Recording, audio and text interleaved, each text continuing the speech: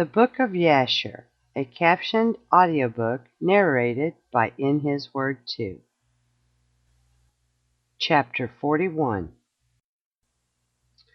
And at the revolution of the year, the sons of Jacob journeyed from Shechem, and they came to Hebron, to their father Isaac, and they dwelt there. But their flocks and herds they fed daily in Shechem, for there was there in those days good and fat pasture, and Jacob and his sons and all their household dwelt in the valley of Hebron. And it was in those days, in that year, being the 106th year of the life of Jacob, in the 10th year of Jacob's coming from Padan Aram, that Leah, the wife of Jacob, died.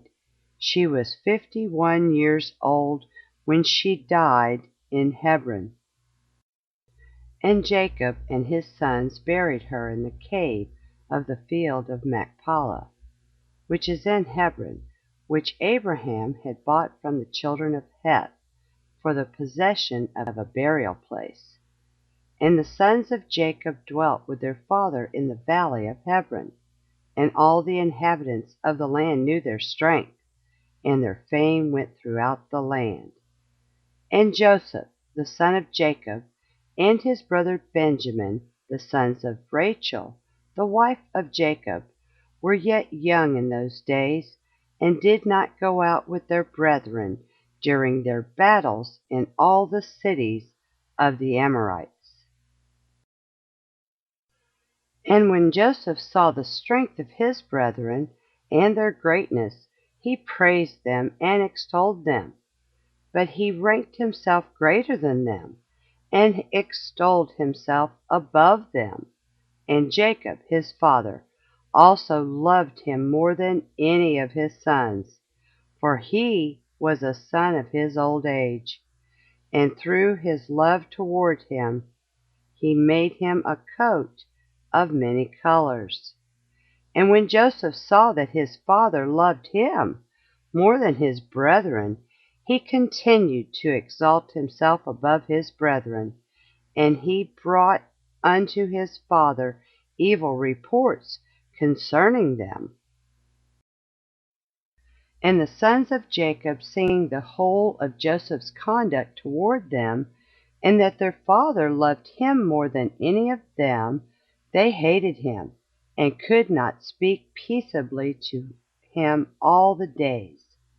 And Joseph was 17 years old, and he was still magnifying himself above his brethren, and thought of raising himself above them.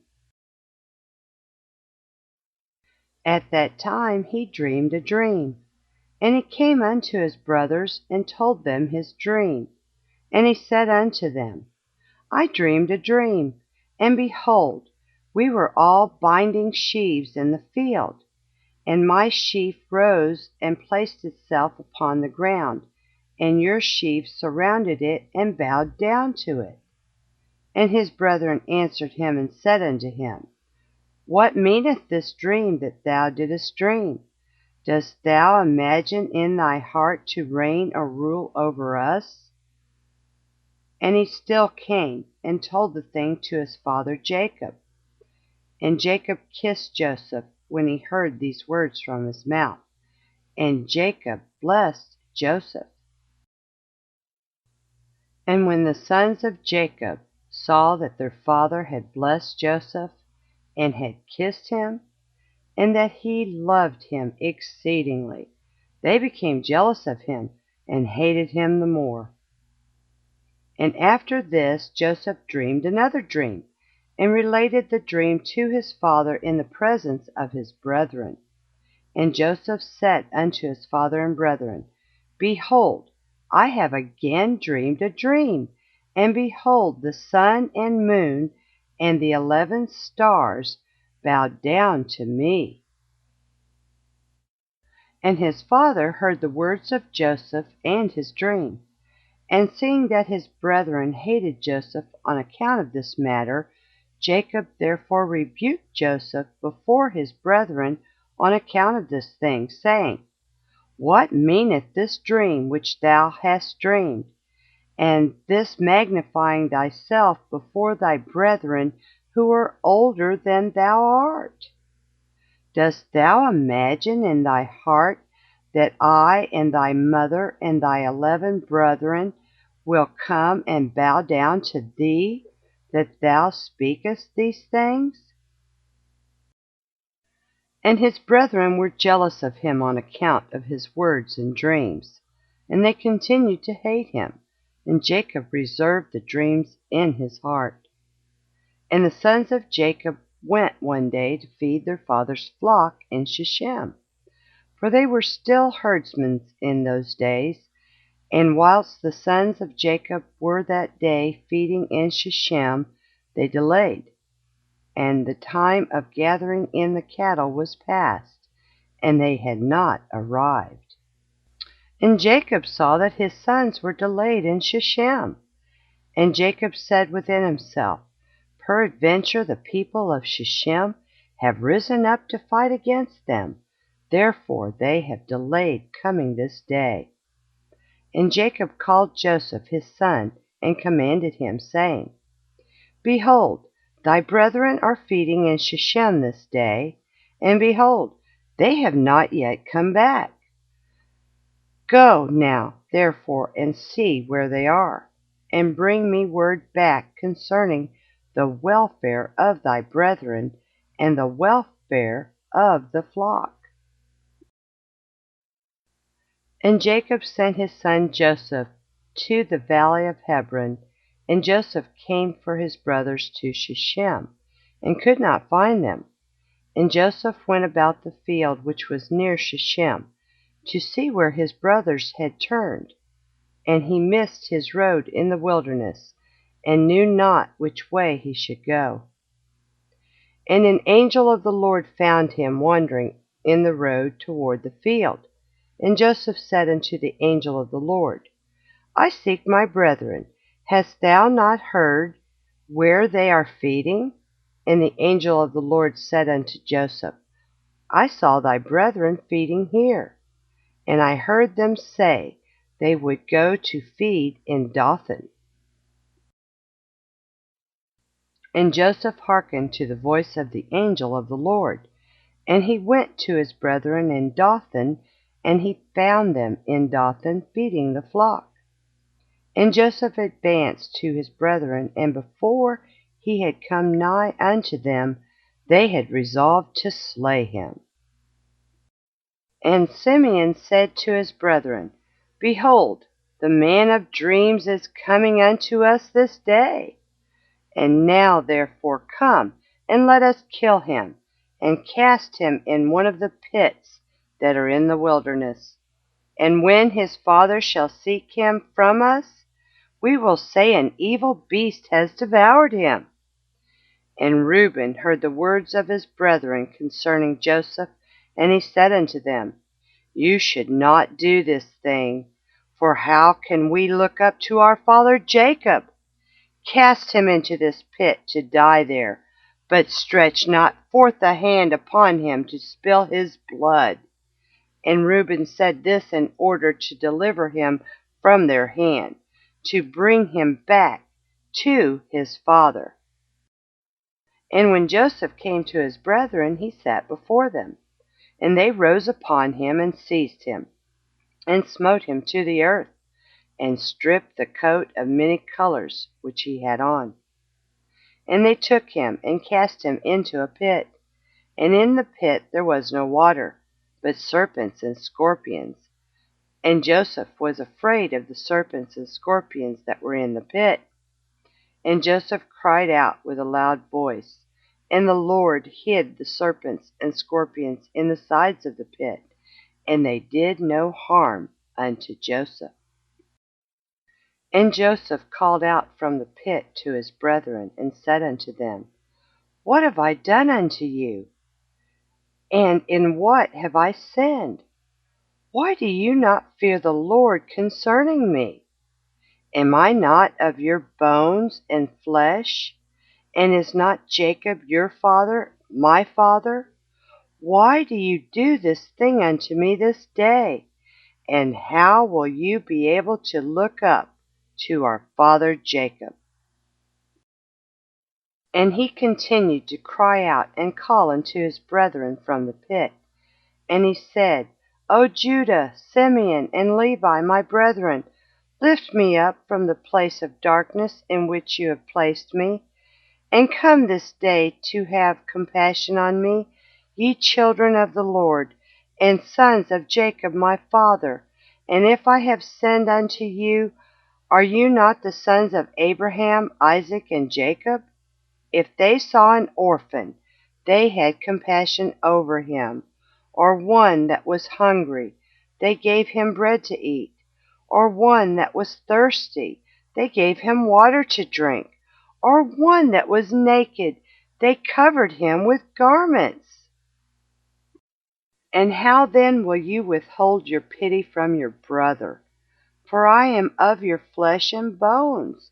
And if I have sinned unto you, surely you will do this on account of my father."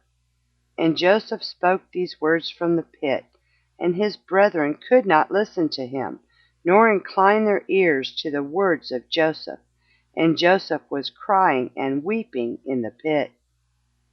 And Joseph said, "Oh, that my father knew this day the act which my brothers have done unto me, and the words which they have this day spoken unto me." And all his brethren heard his cries and weeping in the pit, and his brethren went and removed themselves from the pit, so that they might not hear the cries of Joseph and his weeping in the pit.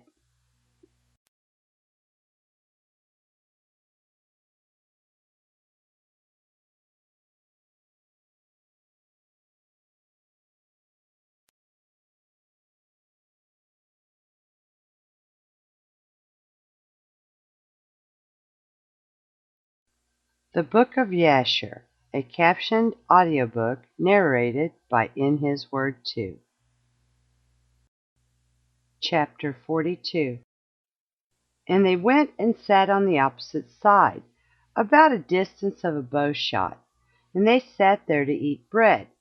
And whilst they were eating, they held counsel together what was to be done with him, whether to slay him, or to bring him back to his father. They were holding the counsel when they lifted up their eyes, and saw, and behold, there was a company of Ishmaelites coming at a distance by the road of Gilead, going down to Egypt. And Judah said unto them, "What gain will it be to us if we slay our brother? Peradventure God will require him from us. This then is the counsel proposed concerning him, which you shall do unto him. Behold, this company of Ishmaelites going down to Egypt. Now, therefore, come, let us dispose of him to them, and let not our hand be upon him. And they will lead him along with them, and he will be lost amongst the people of the land, and we will not put him to death with our own hands." And the proposal pleased his brethren, and they did according to the word of Judah. And whilst they were discoursing about this matter, and before the company of Ishmaelites had come up to them, 7 trading men of Midian passed by them. And as they passed, they were thirsty. And they lifted up their eyes, and saw the pit in which Joseph was immured. And they looked, and behold, every species of bird was upon him. And these Midianites ran to the pit to drink water, for they thought that it contained water. And on coming before the pit, they heard the voice of Joseph crying and weeping in the pit. And they looked down into the pit, and they saw, and behold, there was a youth of comely appearance, and well favored. And they called unto him, and said, "Who art thou? And who brought thee hither? And who placed thee in this pit, in the wilderness? And they all assisted to raise up Joseph, and they drew him out, and brought him up from the pit, and took him, and went away on their journey, and passed by his brethren. And these said unto them, Why do you do this, to take our servant from us, and to go away? Surely we placed this youth in the pit because he rebelled against us, and you come and bring him up and lead him away? Now then, give us back our servant. And the Midianites answered and said unto the sons of Jacob, Is this your servant? Or does this man attend you? Peradventure you are all his servants, for he is more comely and well favored than any of you. And why do you all speak falsely unto us? Now therefore we will not listen to your words, nor attend to you. For we found the youth in the pit in the wilderness, and we took him. We will therefore go on. And all the sons of Jacob approached them, and rose up to them, and said unto them, Give us back our servant, and why will you die by the edge of the sword?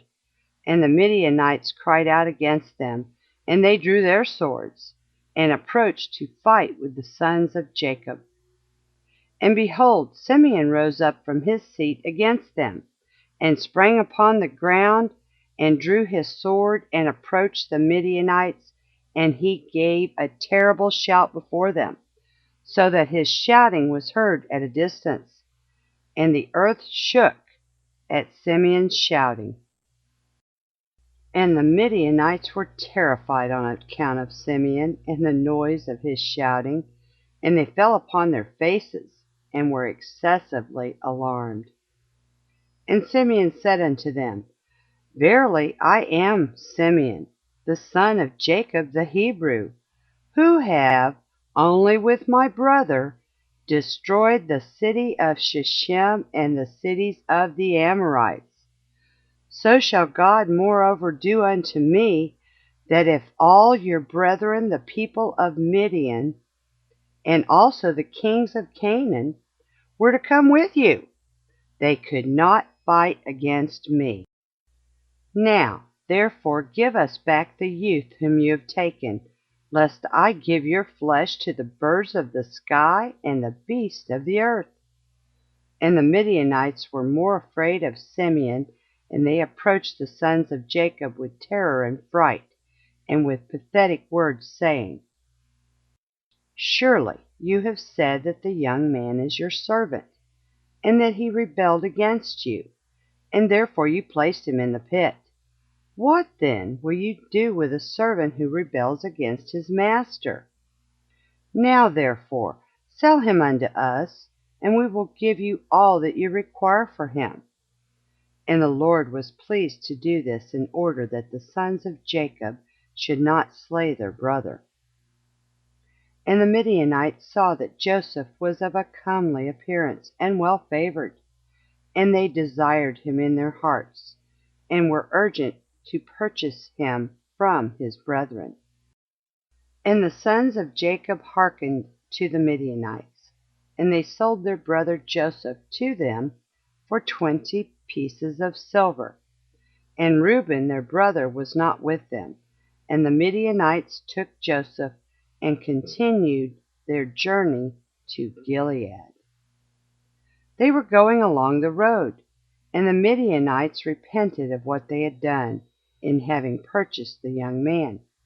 And one said to the other, What is this thing that we have done in taking this youth from the Hebrews, who is of comely appearance and well favored? Perhaps this youth is stolen from the land of the Hebrews. And why then have we done this thing? And if he should be sought for and found in our hands, we shall die through him. Now surely hardy and powerful men have sold him to us, the strength of one whom you saw this day. Perhaps they stole him from his land with their might and with their powerful arm, and have therefore sold him to us for the small value which we gave unto them. And whilst they were thus discoursing together, they looked, and behold, the company of Ishmaelites, which was coming at first, and which the sons of Jacob saw, was advancing toward the Midianites. And the Midianites said to each other, Come, let us sell this youth to the company of Ishmaelites who are coming toward us, and we will take for him the little that we gave for him, and we will be delivered from this evil. And they did so, and they reached the Ishmaelites, and the Midianites sold Joseph to the Ishmaelites for 20 pieces of silver, which they had given for him to his brethren. And the Midianites went on their road to Gilead, and the Ishmaelites took Joseph, and they let him ride upon one of the camels, and they were leading him to Egypt. And Joseph heard that the Ishmaelites were proceeding to Egypt, and Joseph lamented and wept at this thing, that he was to be so far removed from the land of Canaan, from his father. And he wept bitterly whilst he was riding upon the camel. And one of their men observed him, and made him go down from the camel and walk on foot. And notwithstanding this, Joseph continued to cry and weep. And he said, Oh, my father, my father! And one of the Ishmaelites rose up and smote Joseph upon the cheek, and he still continued to weep. And Joseph was fatigued in the road, and was unable to proceed on account of the bitterness of his soul. And they all smote him, and afflicted him in the road, and they terrified him in order that he might cease from weeping. And the Lord saw the ambition of Joseph and his trouble, and the Lord brought down upon those men darkness and confusion, and the hand of every one that smote him became withered. And they said to each other, What is this thing that God has done to us in the road?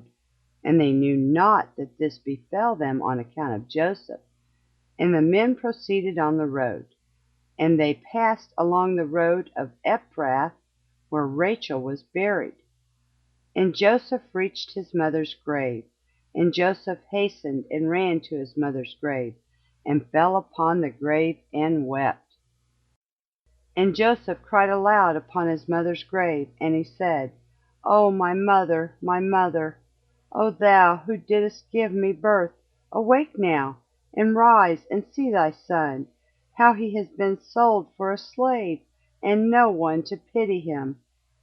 O rise and see thy son, weep with me on account of my troubles, and see the heart of my brethren.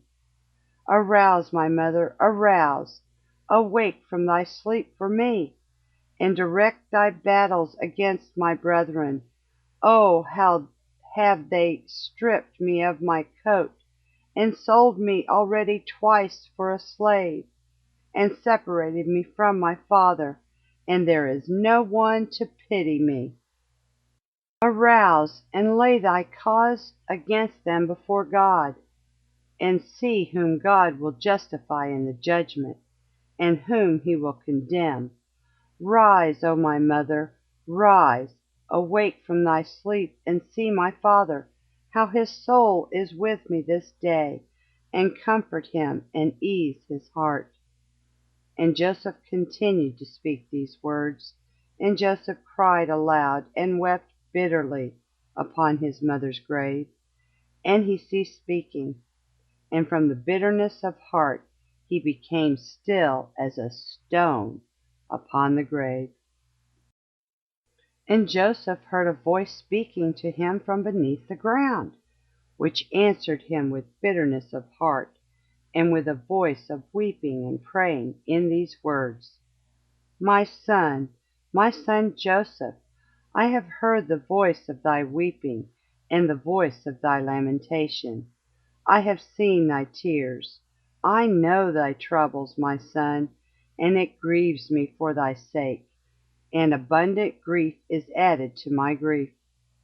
Now therefore, my son Joseph, my son, hope to the Lord, and wait for him, and do not fear, for the Lord is with thee.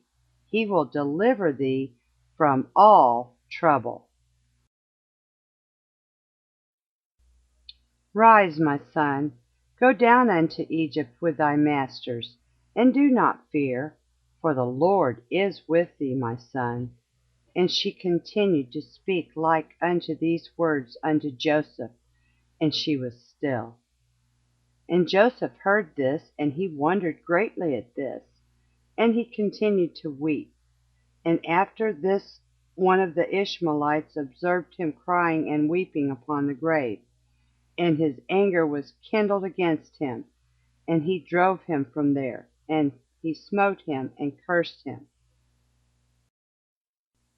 And Joseph said unto the men, May I find grace in your sight to take me back to my father's house? And he will give you abundance of riches. And they answered him, saying, Art thou not a slave? And where is thy father? And if thou hadst a father, thou wouldst not already twice have been sold for a slave for so little value. And their anger was still roused against him, and they continued to smite him and to chastise him. And Joseph wept bitterly. And the Lord saw Joseph's affliction, and the Lord again smote these men, and chastised them. And the Lord caused darkness to envelop them upon the earth. And the lightning flashed, and the thunder roared, and the earth shook at the voice of the thunder, and of the mighty wind. And the men were terrified, and knew not where they should go. And the beasts and camels stood still, and they led them, but they would not go. They smote them, and they crouched upon the ground.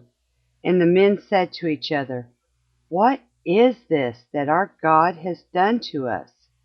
What are our transgressions? And what are our sins that this thing has thus befallen us? And one of them answered and said unto them, Perhaps on account of the sin of afflicting this slave has this thing happened this day to us. Now therefore implore him strongly to forgive us, and then we shall know on whose account this evil befalleth us.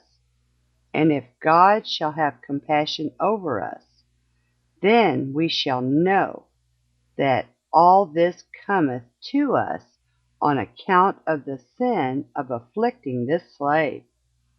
And the men did so. And they supplicated Joseph, and pressed him to forgive them. And they said, We have sinned to the Lord and to thee. Now therefore vouchsafe to request of thy God, that he shall put away this death from amongst us, for we have sinned to him. And Joseph did according to their words, and the Lord hearkened to Joseph. And the Lord put away the plague which he had afflicted upon those men on account of Joseph. And the beast rose up from the ground, and they conducted them, and they went on. And the raging storm abated, and the earth became tranquilized. And the men proceeded on their journey to go down to Egypt. And the men knew that this evil had befallen them on account of Joseph. And they said to each other, Behold, we know that it was on account of his affliction that this evil befell us. Now therefore, why shall we bring this death upon our souls? Let us hold counsel what to do to this slave. And one answered and said, Surely he told us to bring him back to his father. Now therefore come, let us take him back, and we will go to the place that he will tell us, and take from his family the price that we gave for him, and we will then go away. And one answered again and said, Behold, this counsel is very good, but we cannot do so, for the way is very far from us, and we cannot go out of our road. And one more answered and said unto them, This is the counsel to be adopted. We will not swerve from it. Behold, we are this day going to Egypt, and when we shall have come to Egypt, we will sell him there at a high price, and we will be delivered from his evil. And this thing pleased the men, and they did so, and they continued their journey to Egypt with Joseph.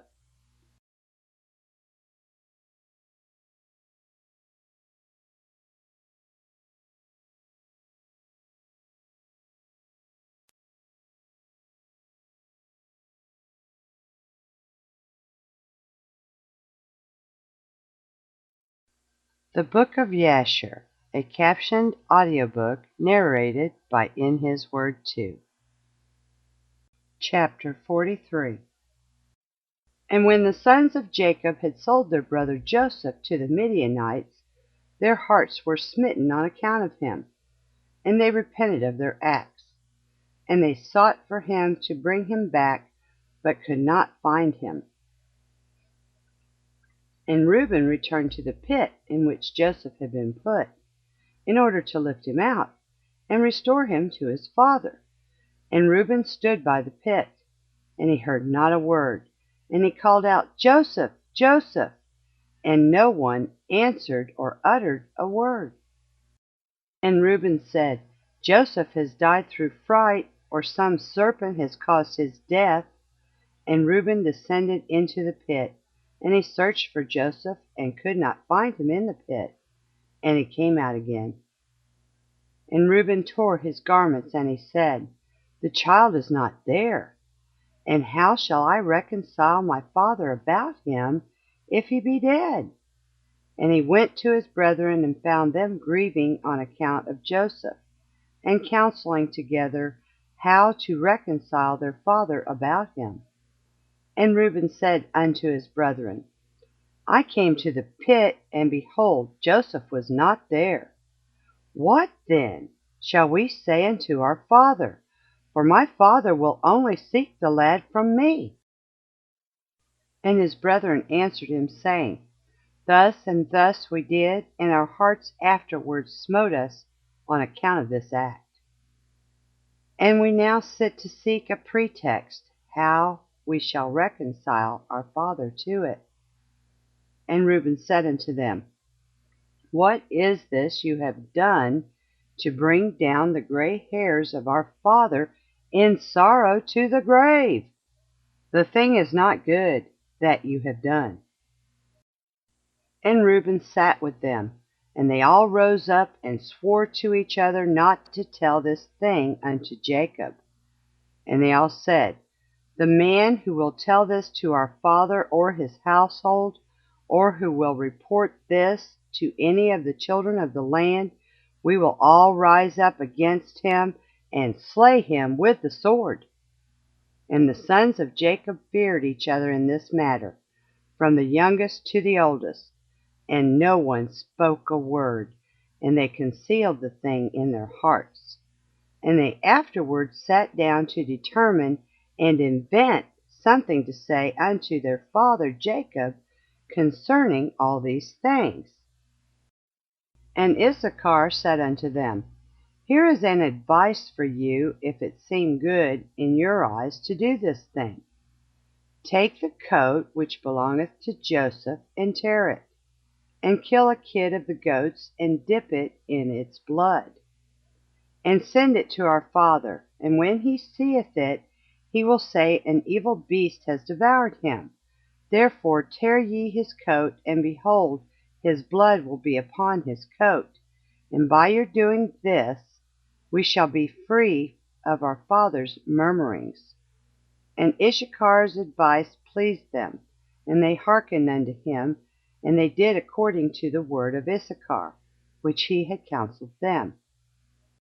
They hastened, and took Joseph's coat, and tore it. And they killed a kid of the goats, and dipped the coat in the blood of the kid, and then trampled it in the dust. And they sent the coat to their father Jacob by the hand of Naphtali, and they commanded him to say these words, We had gathered in the cattle, and had come as far as the road to Shechem, and farther, when we found this coat upon the road in the wilderness, dipped in blood and in dust. Now therefore know whether it be thy son's coat or not. And Naphtali went, and he came unto his father, and he gave him the coat. And he spoke unto him all the words which his brethren had commanded him. And Jacob saw Joseph's coat, and he knew it, and he fell upon his face to the ground, and became as still as a stone. And he afterwards rose up and cried out with a loud and weeping voice.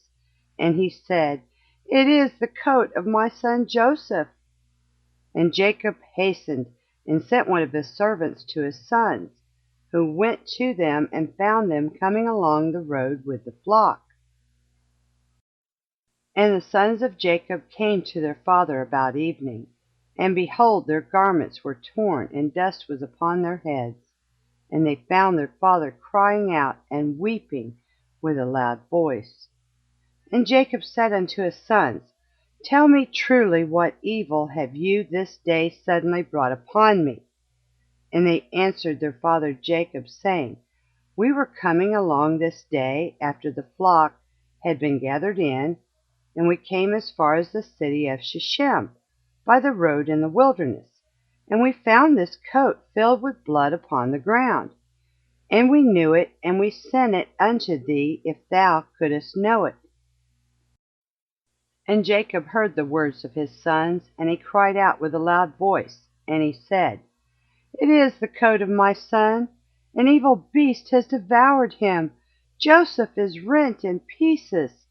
For I sent him this day to see whether it was well with you, and well with the flocks, and to bring me word again from you.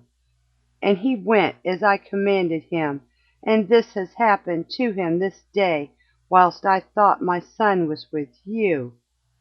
And the sons of Jacob answered and said, He did not come to us, neither have we seen him from the time of our going out from thee until now. And when Jacob heard their words, he again cried out loud. And he rose up and tore his garments, and he put sackcloth upon his loins, and he wept bitterly. And he moaned and lifted up his voice in weeping, and exclaimed, and said these words, Joseph, my son, O my son Joseph, I sent thee this day after the welfare of thy brethren, and behold, thou hast been torn in pieces. Through my hand has this happened to my son. It grieves me for thee, Joseph, my son. It grieves me for thee. How sweet wast thou to me during life, and now how exceedingly bitter is thy death to me. Oh, that I had died in thy stead, Joseph, my son, for it grieves me sadly for thee, my son. Oh, my son, Joseph, my son, where art thou, and where hast thou been drawn? Arouse, arouse from thy place, and come and see my grief for thee, O my son Joseph. Come now and number the tears gushing from my eyes down my cheeks, and bring them up before the Lord, that his anger may turn from me. O Joseph, my son, how didst thou fall by the hand of one by whom no one had fallen from the beginning of the world unto this day?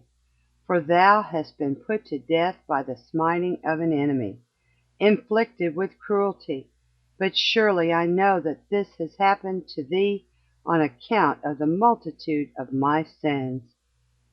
Arouse now, and see how bitter is my trouble for thee, my son, although I did not rear thee, nor fashion thee, nor give thee breath and soul. But it was God who formed thee, and built thy bones, and covered them with flesh, and breathed into thy nostrils the breath of life. And then he gave thee unto me. Now truly God, who gave thee unto me, He has taken thee from me, and such then has befallen thee. And Jacob continued to speak like unto these words concerning Joseph, and he wept bitterly. He fell to the ground and became still.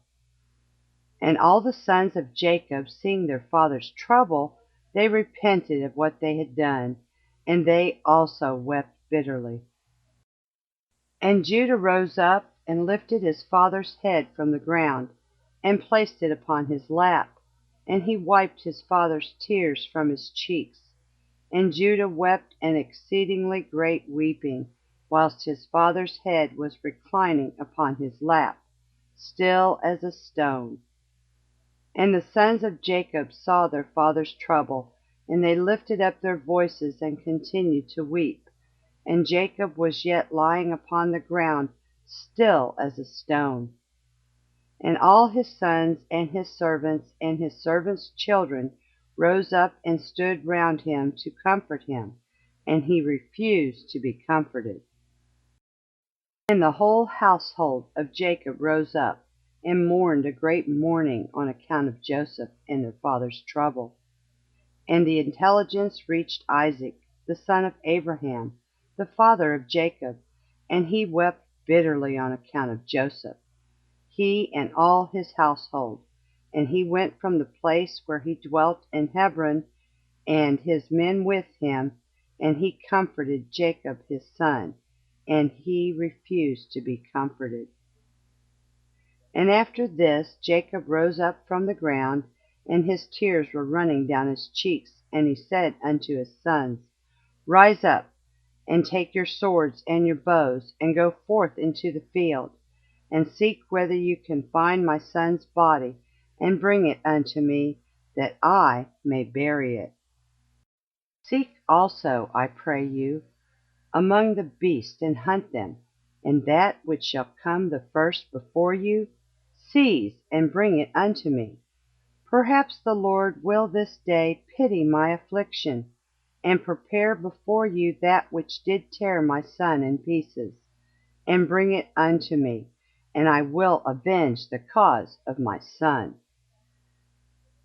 And his sons did as their father had commanded them, and they rose up early in the morning, and each took his sword and his bow in hand, and they went forth into the field to hunt the beasts.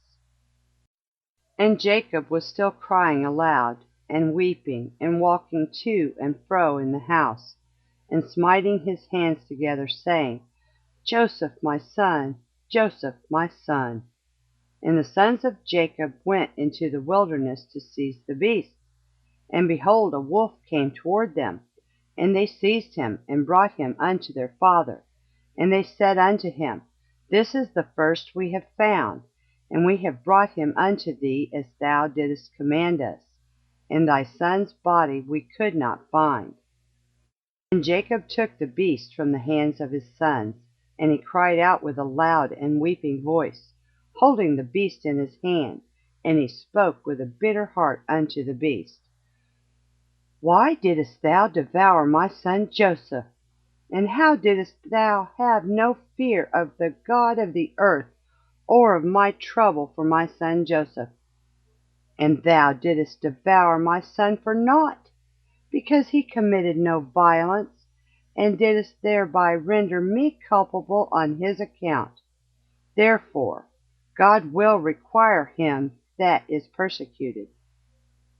And the Lord opened the mouth of the beast in order to comfort Jacob with its words. And it answered Jacob, and spoke these words unto him, As God liveth, who created us in the earth, and as thy soul liveth, my Lord, I did not see thy son, neither did I tear him to pieces. But from a distant land I also came to seek my son, who went from me this day, and I know not whether he be living or dead. And I came this day into the field to seek my son, and your sons found me, and seized me, and increased my grief, and have this day brought me before thee, and I have now spoken all my words to thee.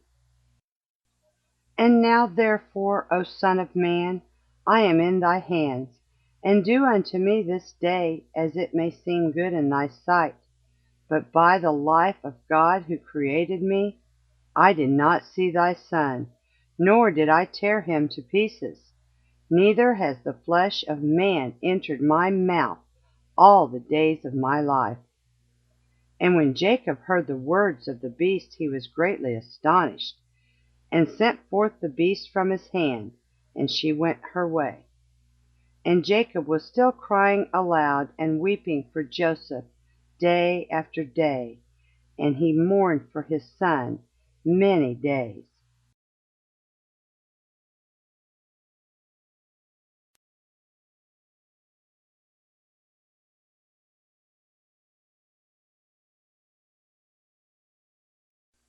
The Book of Jasher, a captioned audiobook narrated by In His Word 2.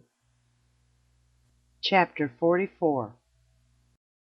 And the sons of Ishmael, who had bought Joseph from the Midianites, who had bought him from his brethren, went to Egypt with Joseph. And they came upon the borders of Egypt. And when they came near unto Egypt, they met 4 men of the sons of Midian, the son of Abraham, who had gone forth from the land of Egypt on their journey. And the Ishmaelites said unto them, Do you desire to purchase this slave from us? And they said, Deliver him over to us. And they delivered Joseph over to them. And they beheld him, that he was a very comely youth, and they purchased him for 20 shekels. And the Ishmaelites continued their journey to Egypt. And the Midianites also returned that day to Egypt. And the Midianites said to each other, Behold, we have heard that Potiphar, an officer of Pharaoh, captain of the guard, seeketh a good servant, who shall stand before him to attend him, and to make him overseer over his house and all belonging to him. Now therefore come, let us sell him to him for what we may desire, if he be able to give unto us that which we shall require for him.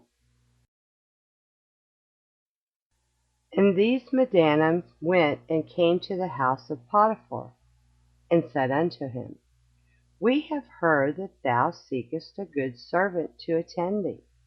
Behold, we have a servant that will please thee, if thou canst give unto us that which we may desire, and we will sell him unto thee. And Potiphar said, Bring him before me, and I will see him, and if he pleases me, I will give unto you that which you may require for him.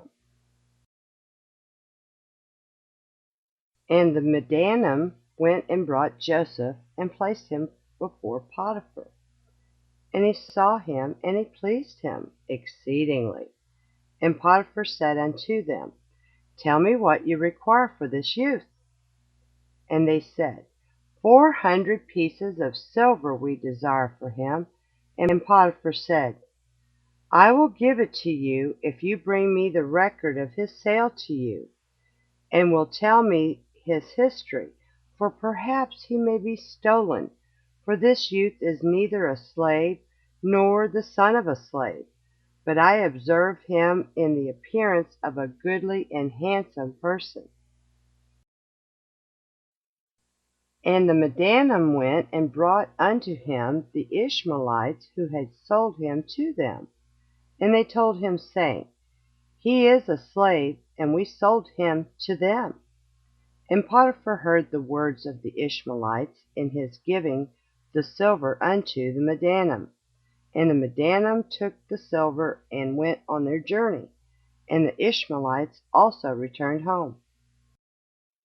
And Potiphar took Joseph and brought him to his house, that he might serve him. And Joseph found favor in the sight of Potiphar, and he placed confidence in him, and made him overseer over his house, and all that belonged to him he delivered over into his hand. And the Lord was with Joseph, and he became a prosperous man. And the Lord blessed the house of Potiphar for the sake of Joseph. And Potiphar left all that he had in the hands of Joseph. And Joseph was the one that caused things to come in and go out, and everything was regulated by his wish in the house of Potiphar. And Joseph was 18 years old, a youth with beautiful eyes and of comely appearance, and like unto him was not in the whole land of Egypt. At that time, whilst he was in his master's house, going in and out of the house and attending his master, Zelicah, his master's wife, lifted up her eyes toward Joseph, and she looked at him, and behold, he was a youth comely and well favored. And she coveted his beauty in her heart, and her soul was fixed upon Joseph, and she enticed him day after day. And Zelicah persuaded Joseph daily, but Joseph did not lift up his eyes to behold his master's wife. And Zelicah said unto him, How goodly are thy appearance and form! Truly, I have looked at all the slaves, and have not seen so beautiful a slave as thou art. And Joseph said unto her, Surely he who created me in my mother's womb created all mankind. And she said unto him, How beautiful are thine eyes, which with thou hast dazzled all the inhabitants of Egypt, men and women. And he said unto her, How beautiful they are whilst we are alive! But shouldest thou behold them in the grave, surely thou wouldest move away from them. And she said unto him, How beautiful and pleasing are all thy words! Take now, I pray thee, a house, and play with thy hands, and let us hear thy words.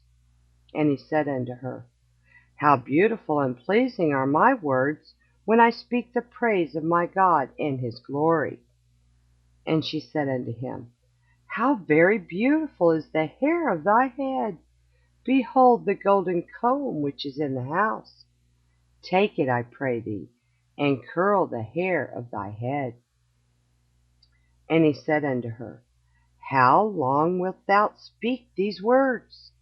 Cease to utter these words to me, and rise and attend to thy domestic affairs. And she said unto him, There is no one in my house, and there is nothing to attend to but to thy words and to thy wish.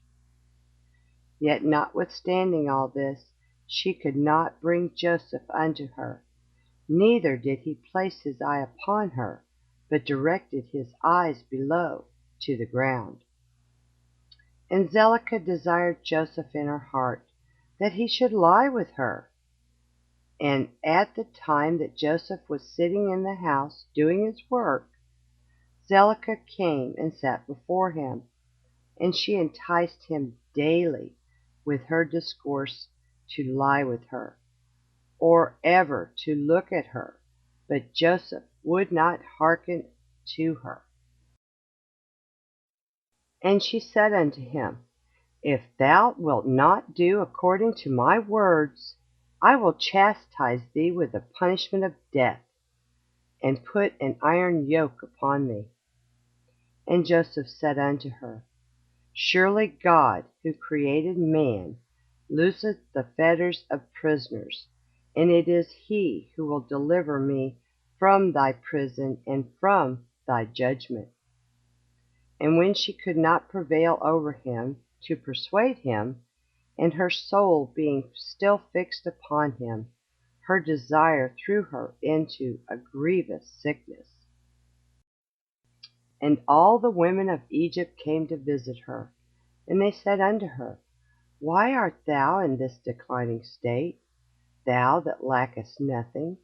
Surely thy husband is great and esteemed prince in the sight of the king. Shouldest thou lack anything of what thy heart desireth? And Zelicah answered them, saying, This day it shall be made known to you, whence this disorder springs in which you see me. And she commanded her maidservants to prepare food for all the women, and she made a banquet for them, and all the women ate in the house of Zelicah. And she gave them knives to peel the citrons to eat them, and she commanded that they should dress Joseph in costly garments, and that he should appear before them. And Joseph came before their eyes, and all the women looked on Joseph, and could not take their eyes from off him. And they all cut their hands with the knives that they had in their hands, and all the citrons that were in their hands were filled with blood. And they knew not what they had done, but they continued to look at the beauty of Joseph, and did not turn their eyelids from him. And Zelicah saw what they had done, and she said unto them, What is this work that you have done? Behold, I gave you citrons to eat, and you have all cut your hands. And the women saw their hands, and behold, they were full of blood, and the blood flowed down upon their garments. And they said unto her, This slave in your house has overcome us, and we could not turn our eyelids from him on account of his beauty. And she said unto them, Surely this happened to you in the moment that you looked at him, and you could not contain yourselves from him. How then can I refrain when he is constantly in my house, and I see him day after day going in and out of my house? How then can I keep from declining or even from perishing on account of this? And they said unto her, The words are true, for who can see this beautiful form in the house and refrain from him? And is he not thy slave and attendant in thy house? And why dost thou not tell him that which is in thy heart, and sufferest thy soul to perish through this manner? And she said unto them, I am daily endeavoring to persuade him, and he will not consent to my wishes. And I promised him everything that is good, and yet I could meet with no return from him. I am therefore in a declining state, as you see. And Zelicah became very ill on account of her desire toward Joseph, and she was desperately lovesick on account of him. And all the people of the house of Zelicah and her husband knew nothing of this matter, that Zelicah was ill on account of her love to Joseph. And all the people of her house asked her, saying, Why art thou ill and declining, and lackest nothing? And she said unto them, I know not this thing which is daily increasing upon me. And all the women and her friends came daily to see her, and they spoke with her. And she said unto them, This can only be through the love of Joseph. And they said unto her, Entice him, and seize him secretly. Perhaps he may hearken to thee, and put off this death from thee. And Zelicah became worse from her love to Joseph, and she continued to decline, till she had scarce strength to stand. And on a certain day Joseph was doing his master's work in the house. And Zelicah came secretly and fell suddenly upon him. And Joseph rose up against her, and he was more powerful than she, and he brought her down to the ground. And Zelicah wept on account of the desire of her heart toward him, and she supplicated him with weeping, and her tears flowed down her cheeks, and she spoke unto him in a voice of supplication, and in bitterness of soul, saying, Hast thou ever heard, seen, or known of so beautiful a woman as I am, or better than myself, who speak daily unto thee, fall into a decline through love for thee, confer all this honor upon thee, and still thou wilt not hearken to my voice? And if it be through fear of thy master, lest he punish thee, as the king liveth, no harm shall come to thee from thy master through this thing. Now, therefore, pray, listen to me, and consent for the sake of the honor which I have conferred upon thee, and put off this death from me. And why should I die for thy sake? And she ceased to speak. And Joseph answered her, saying, Refrain from me, and leave this matter to my master. Behold, my master knoweth not what there is with me in the house, for all that belongeth to him he has delivered into my hand. And how shall I do these things in my master's house? For he hath also greatly honored me in his house, and he hath also made me overseer over his house, and he hath exalted me. And there is no one greater in this house than I am. And my master hath refrained nothing from me, excepting thee who art his wife. How then canst thou speak these words unto me? And how can I do this great evil and sin to God and to thy husband? Now therefore refrain from me, and speak no more such words as these, for I will not hearken to thy words. But Zelicah would not hearken to Joseph when he spoke these words unto her, but she daily enticed him to listen to her. And it was after this that the brook of Egypt was filled above all its sides. And all the inhabitants of Egypt went forth, and also the king and princes went forth with timbrels and dances, for it was a great rejoicing in Egypt, and a holiday at the time of the inundation of the sea Sihor, and they went there to rejoice all the day.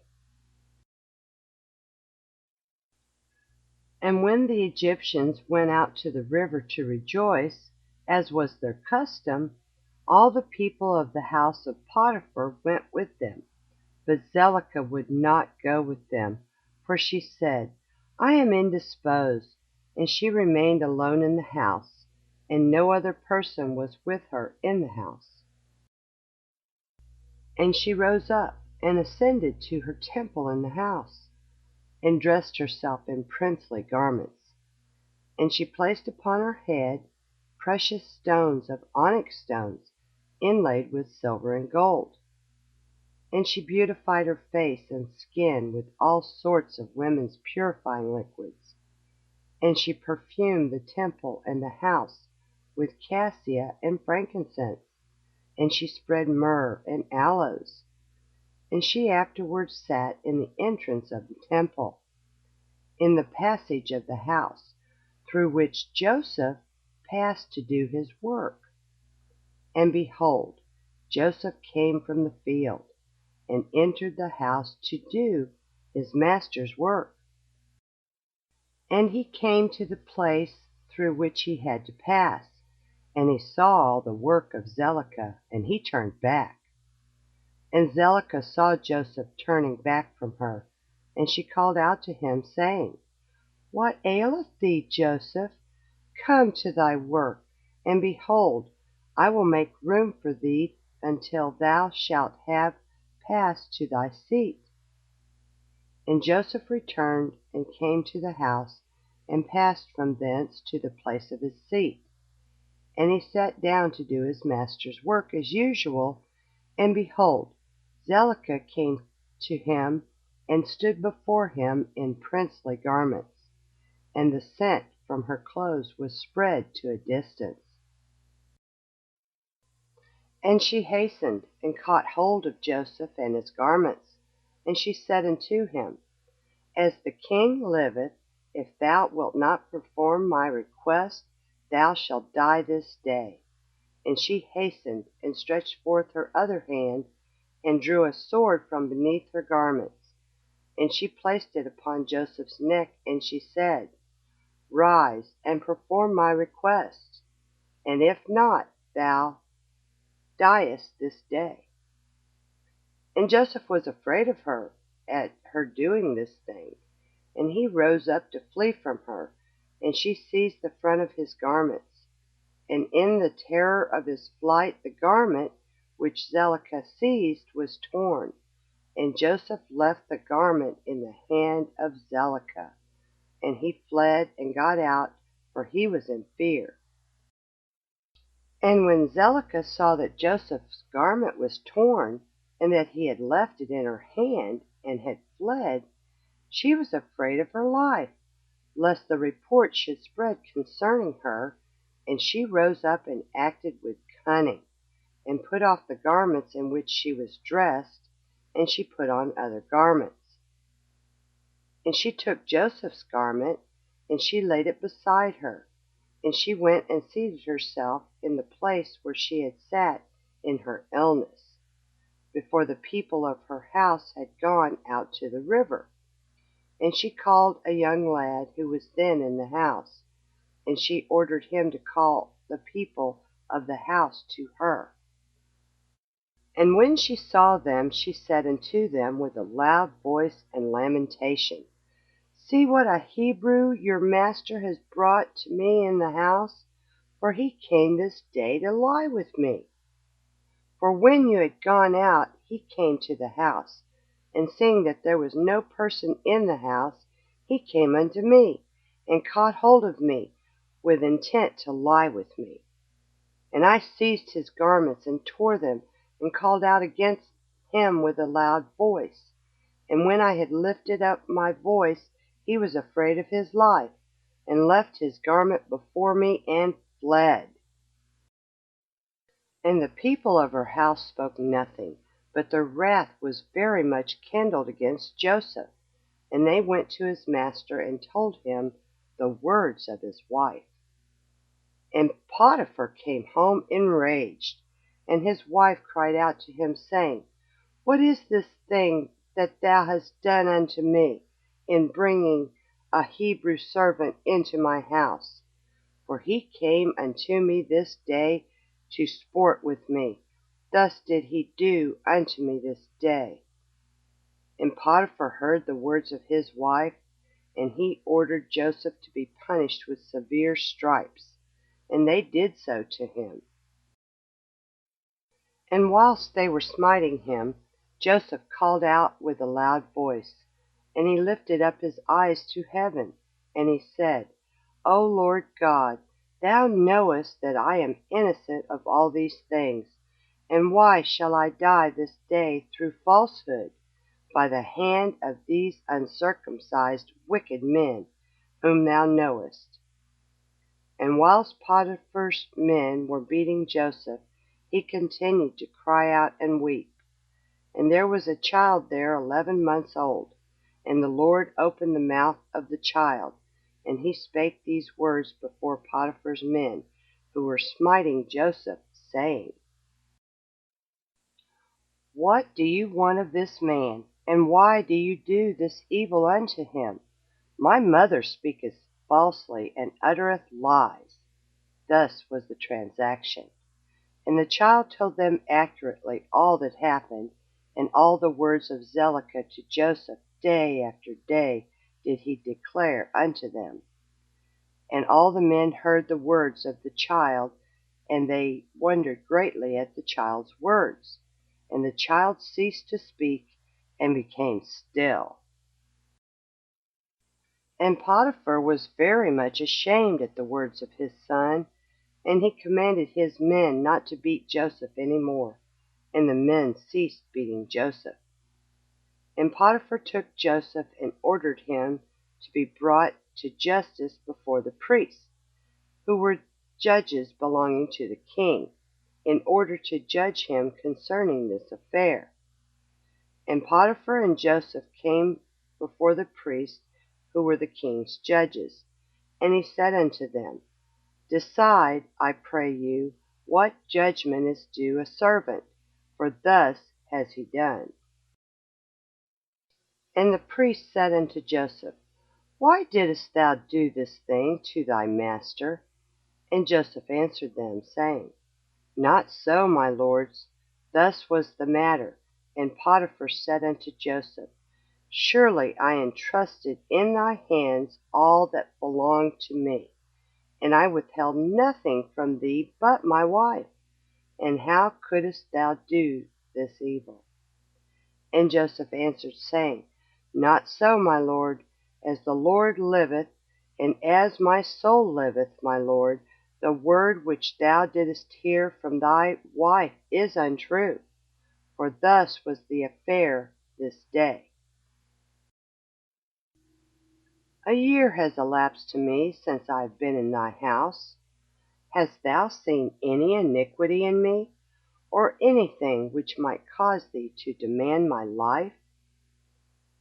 And the priest said unto Potiphar, Send, we pray thee, and let them bring before us Joseph's torn garment, and let us see the tear in it. And if it shall be that the tear is in the front of the garment, then his face must have been opposite to her, and she must have caught hold of him to come to her. And with deceit did thy wife do all that she has spoken. And they brought Joseph's garment before the priests who were judges. And they saw, and behold, the tear was in the front of Joseph. And all the judging priests knew that she had pressed him, and they said, The judgment of death is not due this slave, for he has done nothing.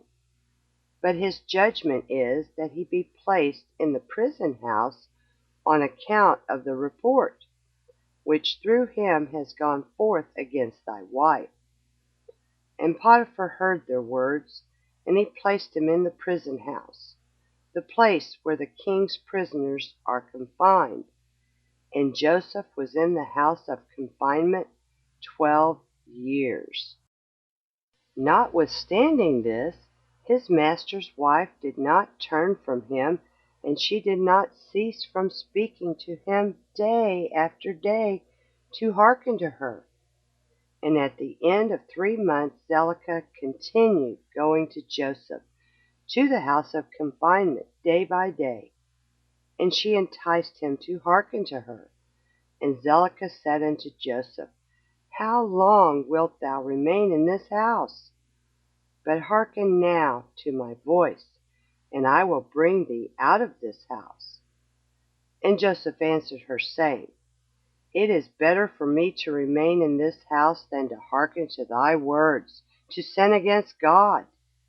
And she said unto him, If thou wilt not perform my wish, I will pluck out thine eyes, add fetters to thy feet, and will deliver thee into the hands of them whom thou didst not know before.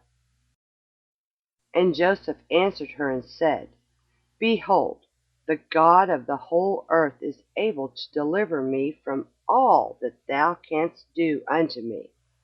For he openeth the eyes of the blind, and looseth those that are bound, and preserveth all strangers who are unacquainted with the land. And when Zelicah was unable to persuade Joseph to hearken to her, she left off going to entice him. And Joseph was still confined in the house of confinement. And Jacob, the father of Joseph, and all his brethren who were in the land of Canaan, still mourned and wept in those days on account of Joseph. For Jacob refused to be comforted for his son Joseph. And Jacob cried aloud, and wept and mourned all those days.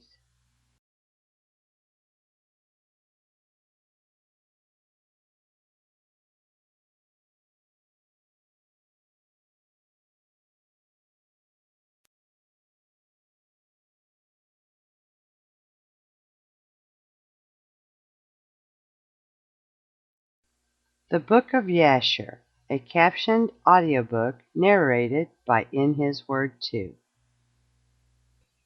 Chapter 45 and Chapter 46 and Chapter 47.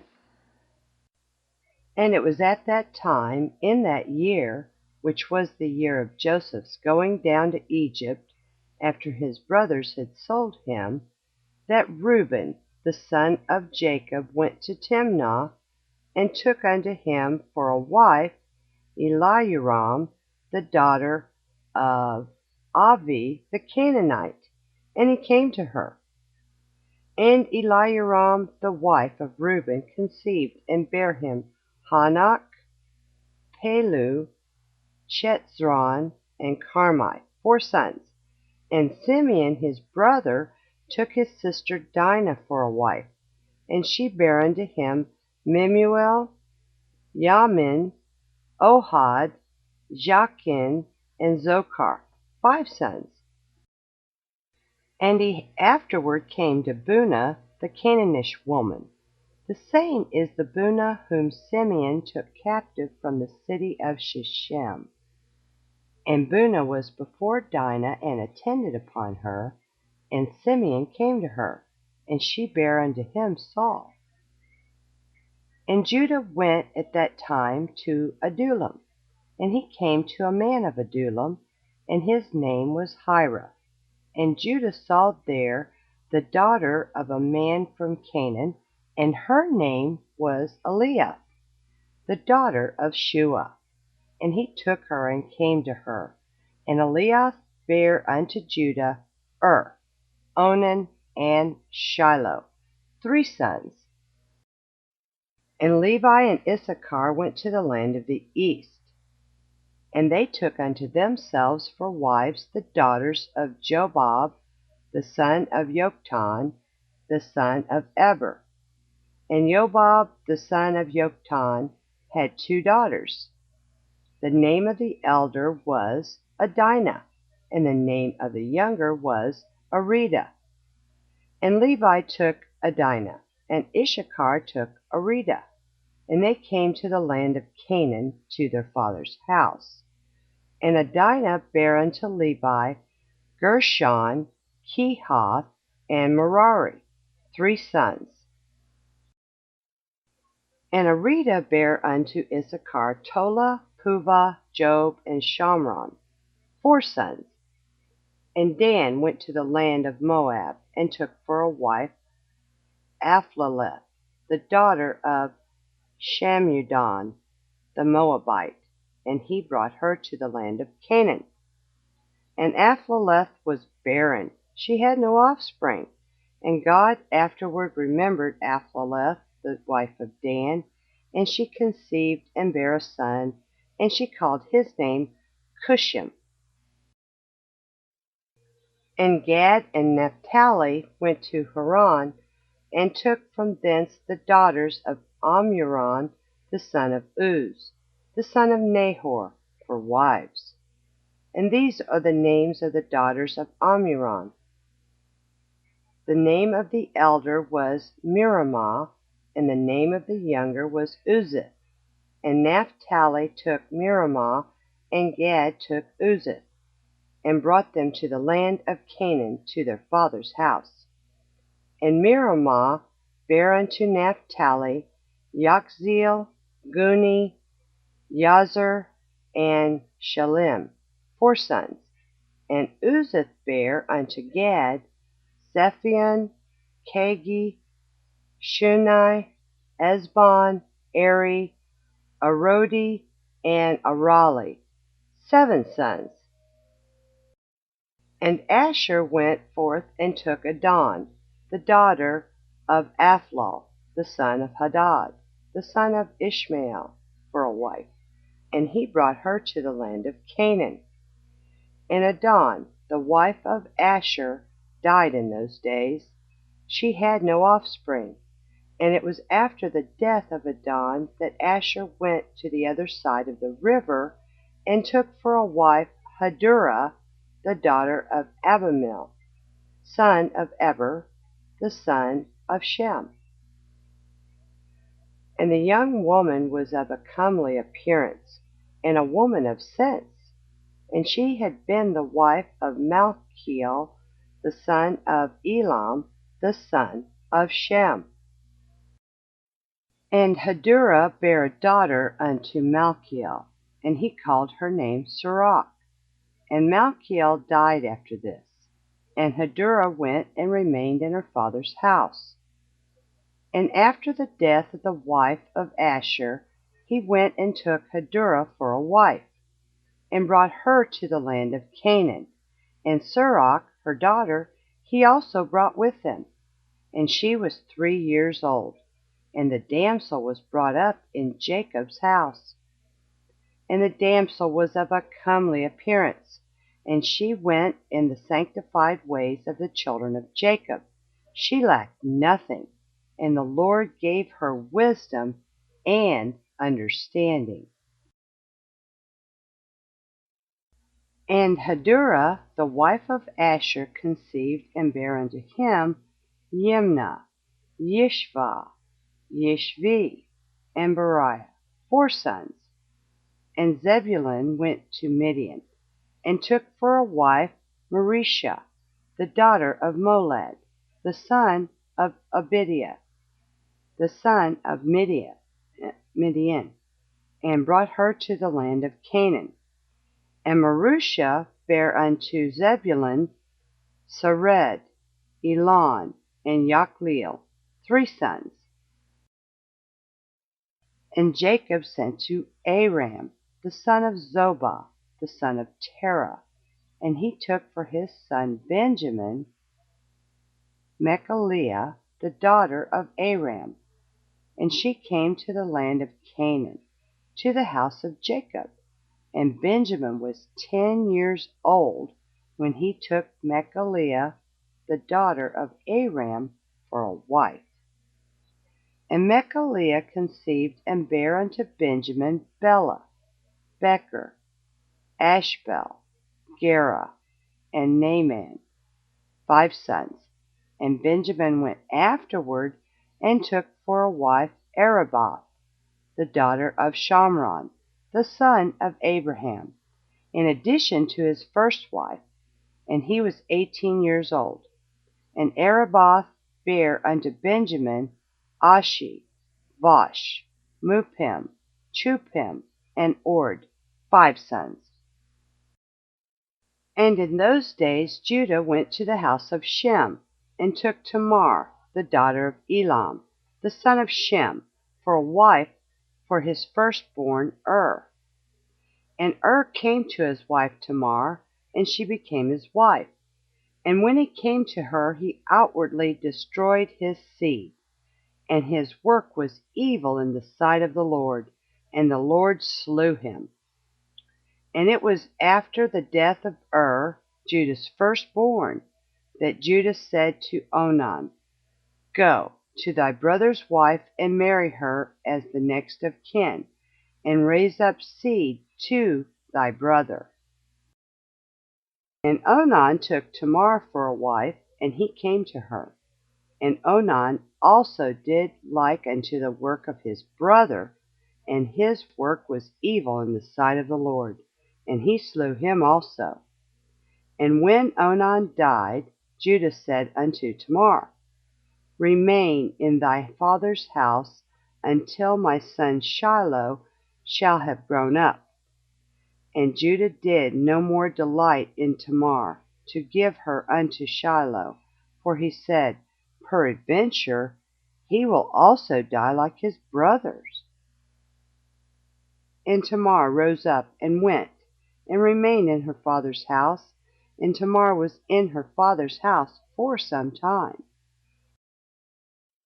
And at the revolution of the year, Eliath, the wife of Judah, died, and Judah was comforted for his wife. And after the death of Eliath, Judah went up with his friend Hirah to Timnah to shear the sheep. And Tamar heard that Judah had gone up to Timnah to shear the sheep, and that Shiloh was grown up, and Judah did not delight in her. And Tamar rose up, and put off the garments of her widowhood. And she put a veil upon her, and she entirely covered herself. And she went and sat in the public thoroughfare, which is upon the road to Timnah. And Judah passed and saw her, and took her, and he came to her, and she conceived by him. And at the time of being delivered, behold, there were twins in her womb. And he called the name of the first Perez, and the name of the second Zara. In those days Joseph was still confined in the prison house in the land of Egypt. At that time the attendants of Pharaoh were standing before him, the chief of the butlers and the chief of the bakers, which belonged to the king of Egypt. And the butler took wine and placed it before the king to drink, and the baker placed bread before the king to eat. And the king drank of the wine and ate of the bread, he and his servants and ministers that ate at the king's table. And whilst they were eating and drinking, the butler and the baker remained there. And Pharaoh's ministers found many flies in the wine, which the butler had brought, and stones of niter were found in the baker's bread. And the captain of the guard placed Joseph as an attendant on Pharaoh's officers. And Pharaoh's officers were in confinement 1 year. And at the end of the year they both dreamed dreams in one night, in the place of confinement where they were. And in the morning Joseph came to them to attend upon them as usual. And he saw them, and behold, their countenances were dejected and sad. And Joseph asked them, Why are your countenances sad and dejected this day? And they said unto him, We dreamed a dream, and there is no one to interpret it. And Joseph said unto them, Relate, I pray you, your dream unto me, and God shall give you an answer of peace as you desire. And the butler related his dream unto Joseph. And he said, I saw in my dream, and behold, a large vine was before me. And upon that vine I saw 3 branches. And the vine speedily blossomed, and reached a great height, and its clusters were ripened and became grapes. And I took the grapes and pressed them in a cup, and placed it in Pharaoh's hand, and he drank. And Joseph said unto him, The 3 branches that were upon the vine are 3 days. Yet within 3 days the king will order thee to be brought out, and he will restore thee to thy office. And thou shalt give the king his wine to drink as at first, when thou wast his butler. But let me find favor in thy sight, that thou shalt remember me to Pharaoh when it be well with thee, and do kindness unto me, and get me brought forth from this prison. For I was stolen away from the land of Canaan, and was sold for a slave in this place. And also that which was told thee concerning my master's wife is false, for they placed me in this dungeon for naught. And the butler answered Joseph, saying, If the king deal well with me as at first, as thou hast interpreted to me, I will do all that thou desirest, and get thee brought out of this dungeon. And the baker, seeing that Joseph had accurately interpreted the butler's dream, also approached and related the whole of his dream to Joseph. And he said unto him, In my dream I saw, and behold, 3 white baskets upon my head. And I looked, and behold, there were in the uppermost basket all manner of baked meats for my Pharaoh. And behold, the birds were eating them from off my head. And Joseph said unto him, The 3 baskets which thou didst see are 3 days. Yet within 3 days Pharaoh will take off thy head, and hang thee upon a tree, and the birds will eat thy flesh from off thee, as thou sawest in thy dream. In those days the queen was about to be delivered, and upon that day she bare a son unto the king of Egypt. And they proclaimed that the king had gotten his firstborn son, and all the people of Egypt together with the officers and servants of Pharaoh rejoiced greatly. And upon the 3rd day of his birth Pharaoh made a feast for his officers and servants, for the host of the land of Zoar and of the land of Egypt. And all the people of Egypt and the servants of Pharaoh came to eat and drink with the king at the feast of his son, and to rejoice at the king's rejoicing. And all the officers of the king and his servants were rejoicing at that time for 8 days at the feast. And they made merry with all sorts of musical instruments, with timbrels and with dances, in the king's house for 8 days. And the butler, to whom Joseph had interpreted his dream, forgot Joseph, and he did not mention him to the king as he had promised. For this thing was from the Lord, in order to punish Joseph, because he had trusted in man. And Joseph remained after this in the prison house 2 years, until he had completed 12 years.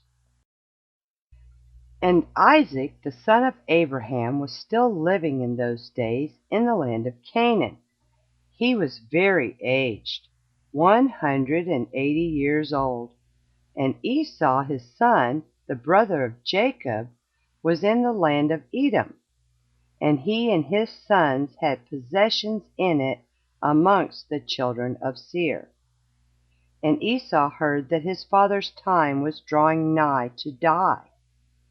And he and his sons and household came unto the land of Canaan, unto his father's house. And Jacob and his sons went forth from the place where they dwelt in Hebron. And they all came to their father Isaac.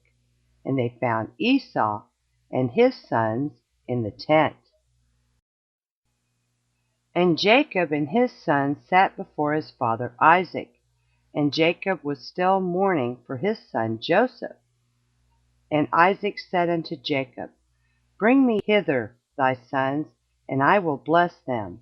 And Jacob brought his 11 children before his father Isaac.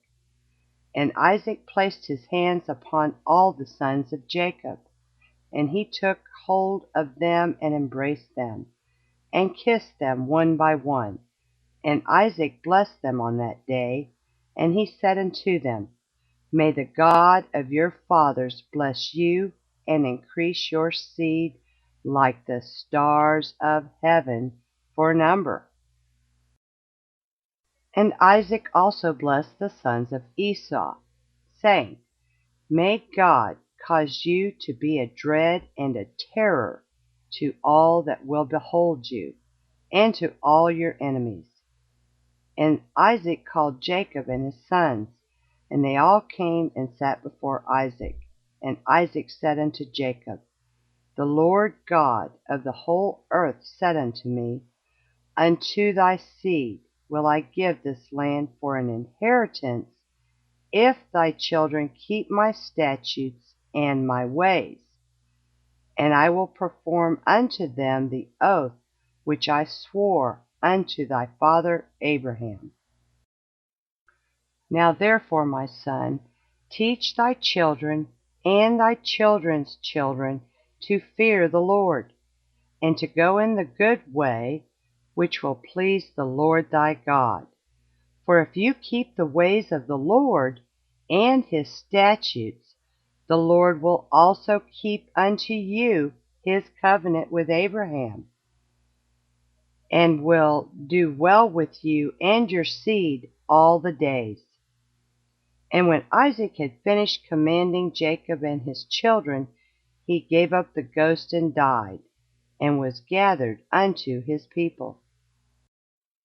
And Jacob and Esau fell upon the face of their father Isaac, and they wept. And Isaac was 180 years old when he died in the land of Canaan, in Hebron. And his sons carried him to the cave of Machpelah, which Abraham had bought from the children of Heth for a possession of a burial place. And all the kings of the land of Canaan went with Jacob and Esau to bury Isaac.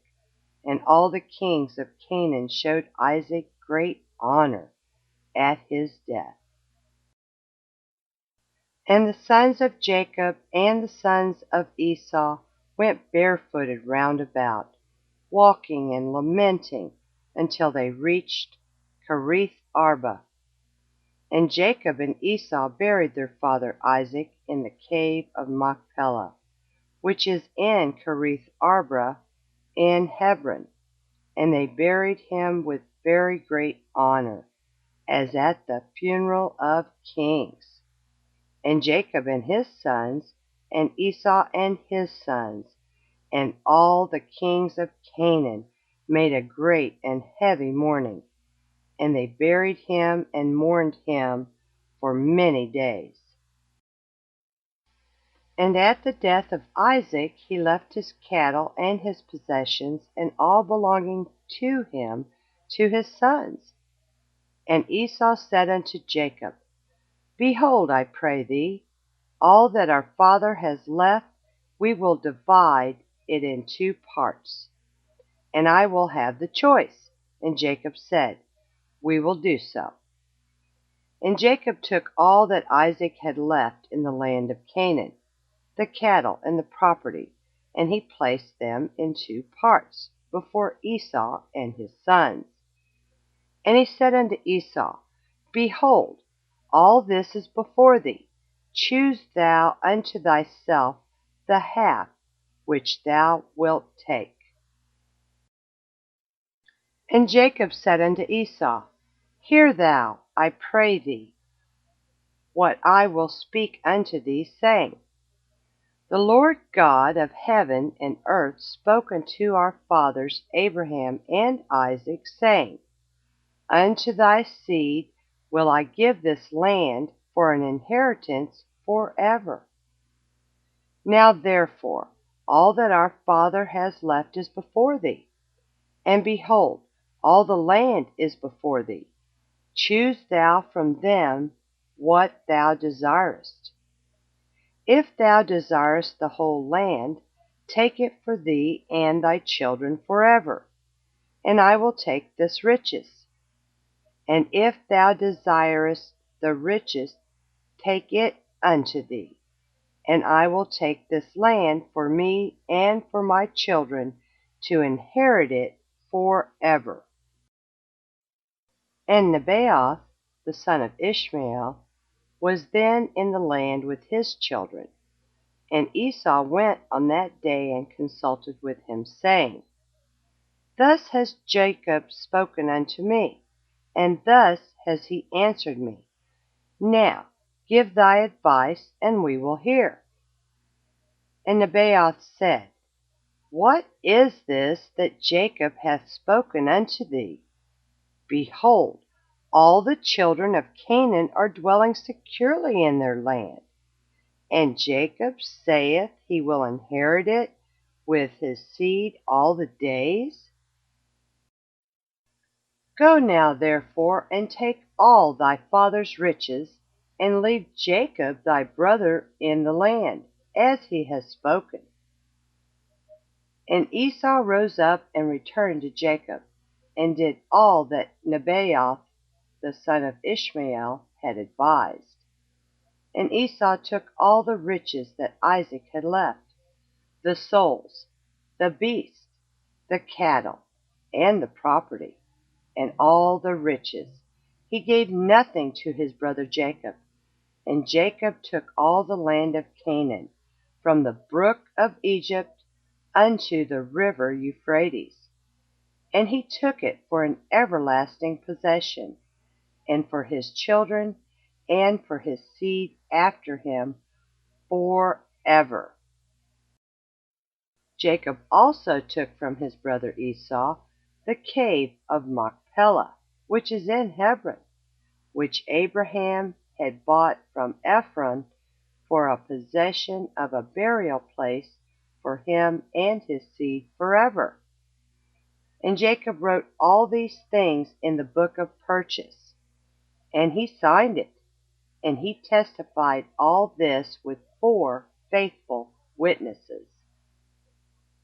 And these are the words which Jacob wrote in the book, saying, The land of Canaan, and all the cities of the Hittites, the Hivites, the Jebusites, the Amorites, the Perizzites, and the Girgashites, all the 7 nations from the river of Egypt unto the river Euphrates,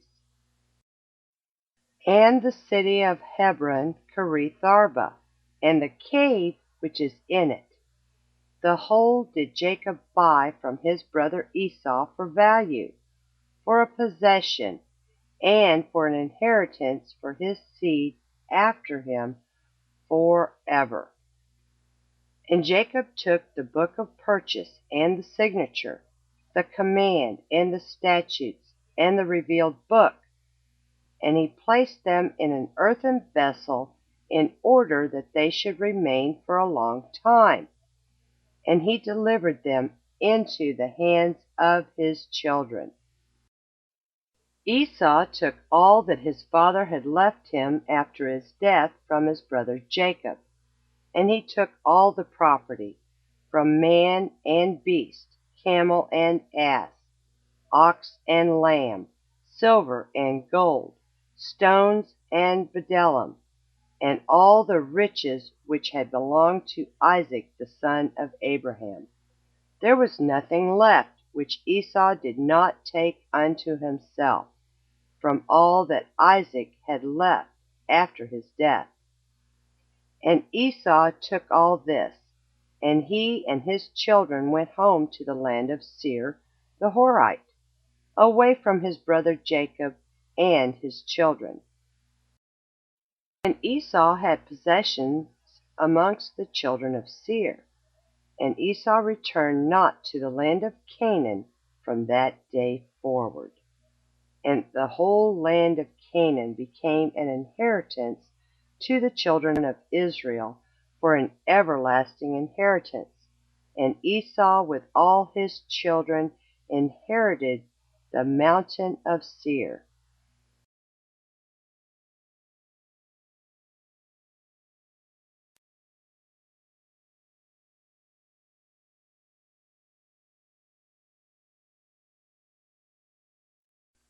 The Book of Jasher, a captioned audiobook narrated by In His Word 2.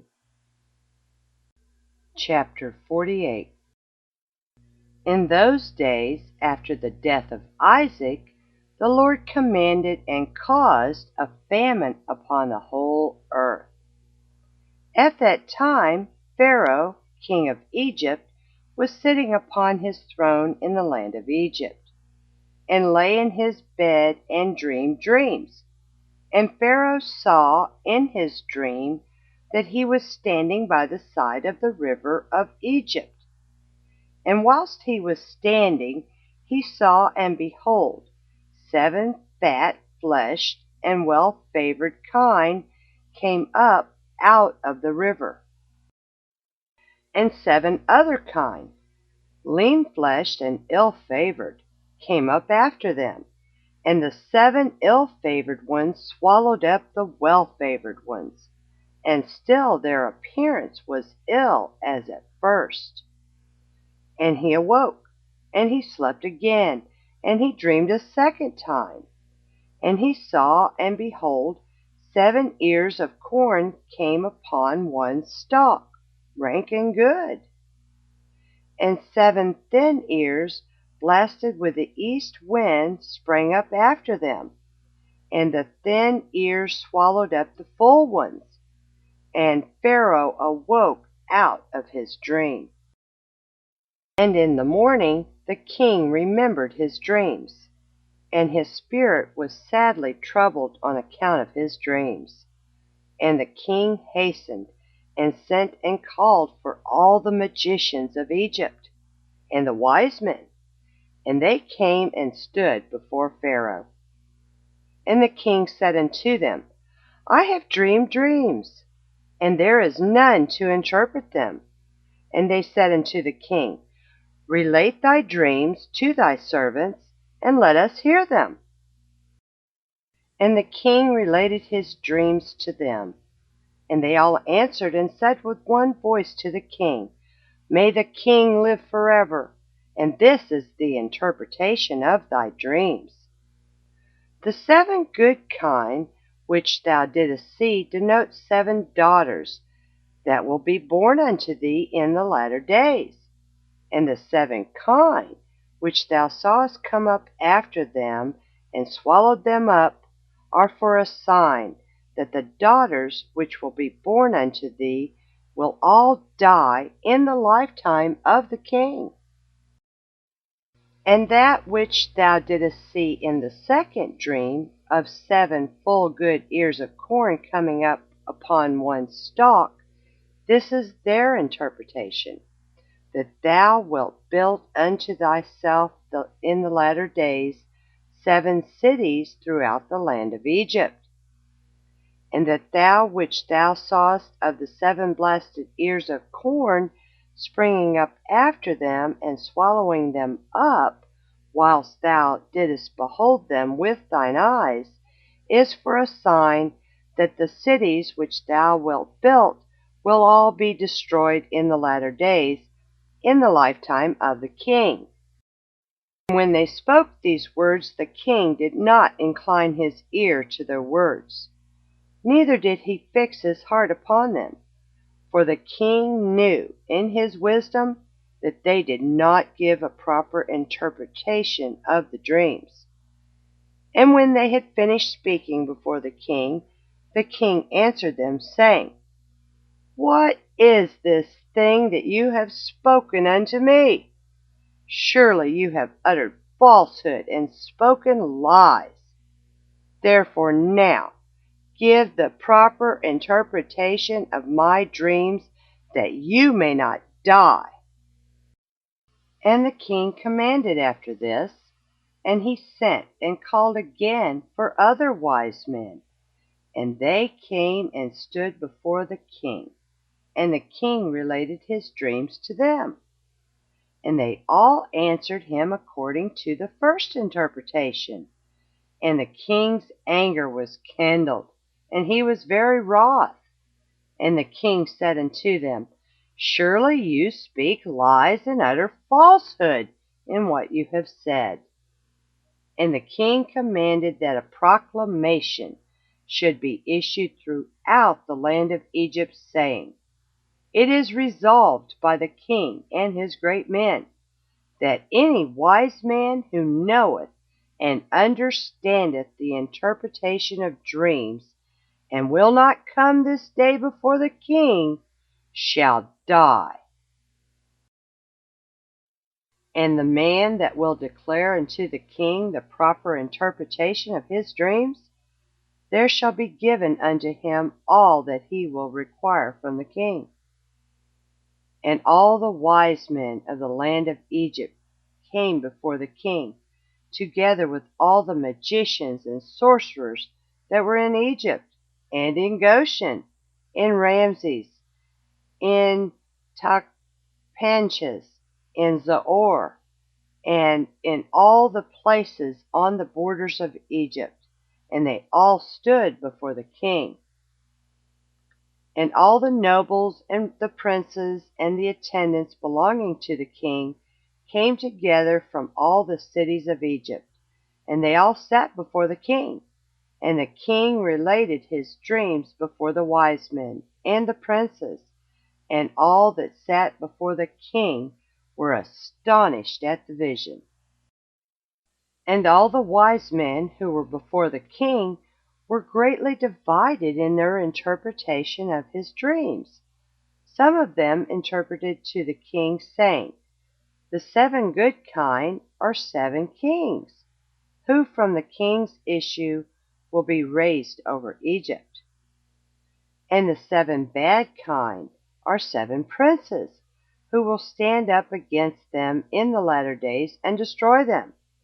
And the 7 ears of corn are the 7 great princes belonging to Egypt, who will fall in the hands of the 7 less powerful princes of their enemies in the wars of our Lord the King."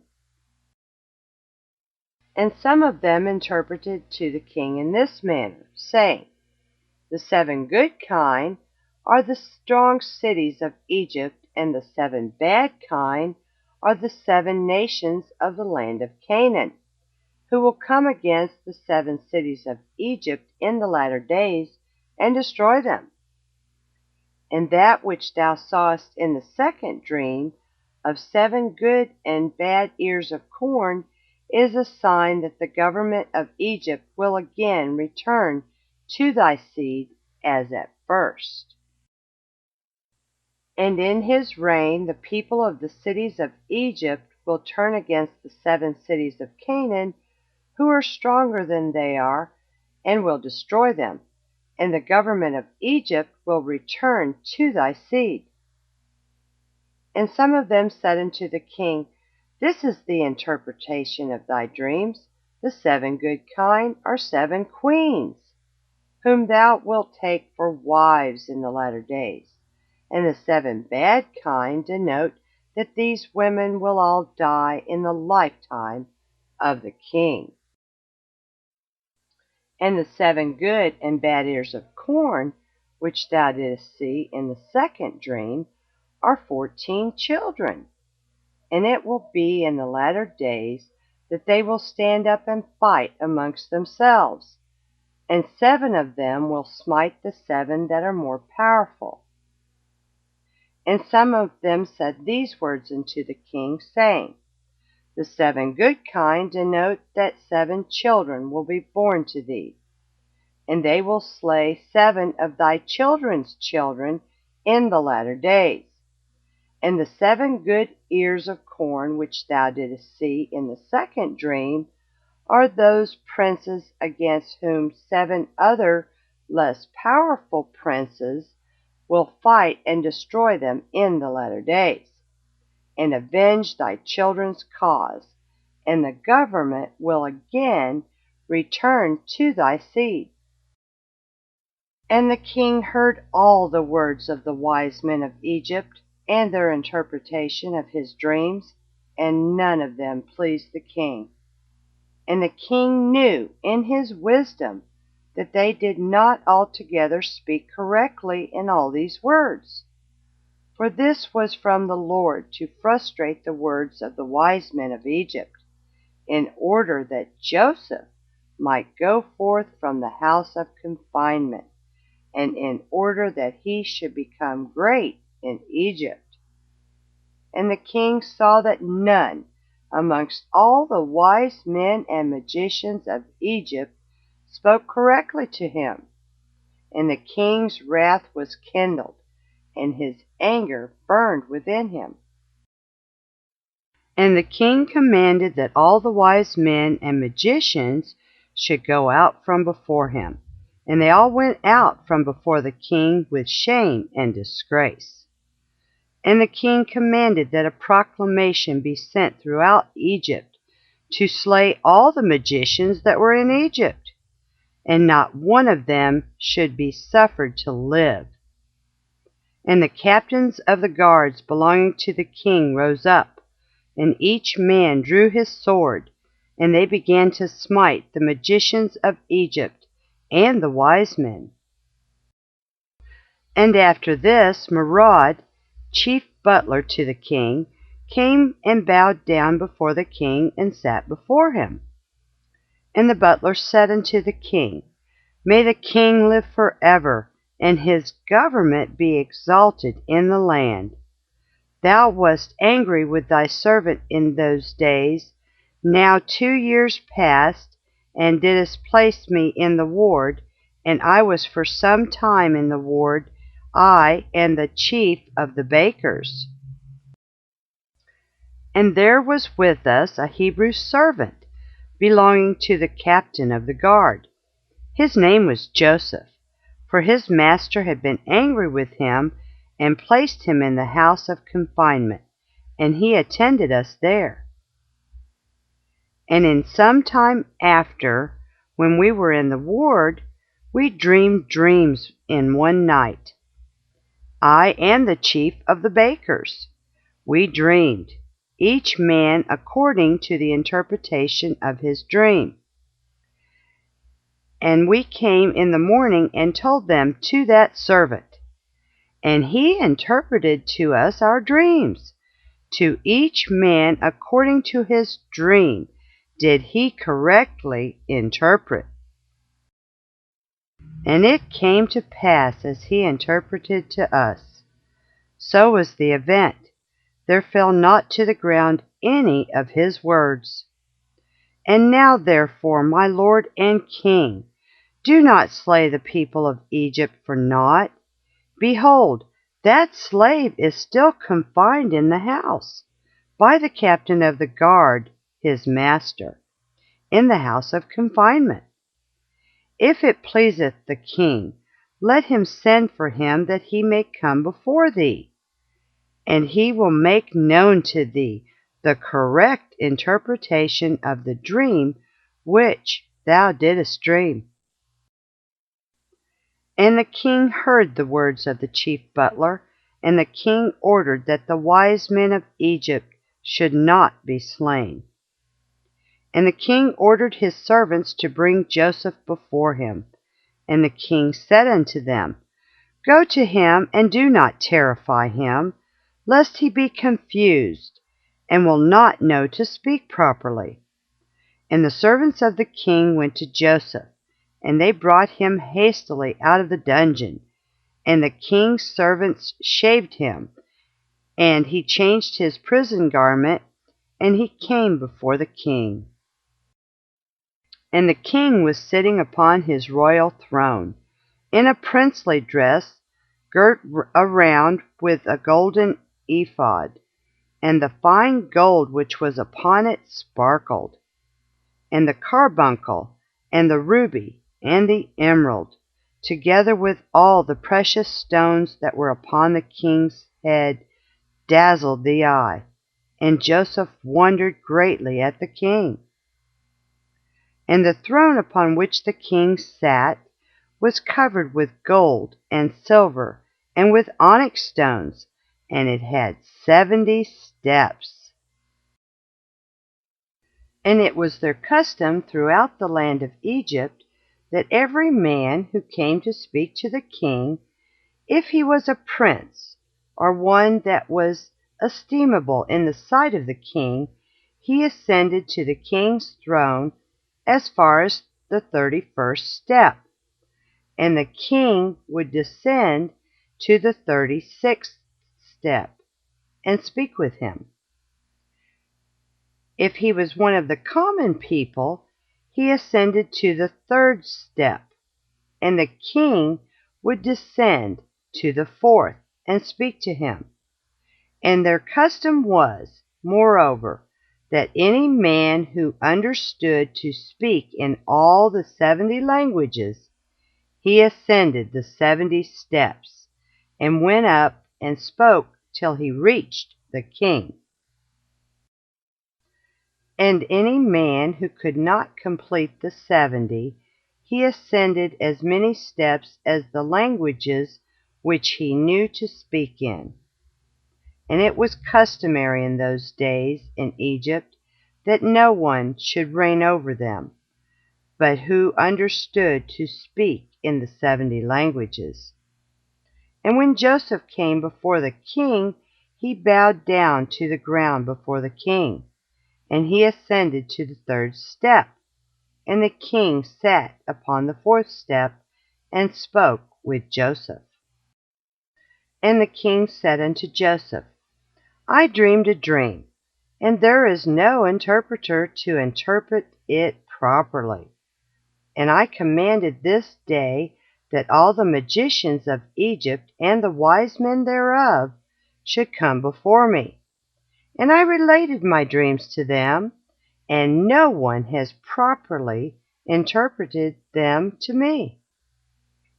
And after this, I this day heard concerning thee, that thou art a wise man, and canst correctly interpret every dream that thou hearest.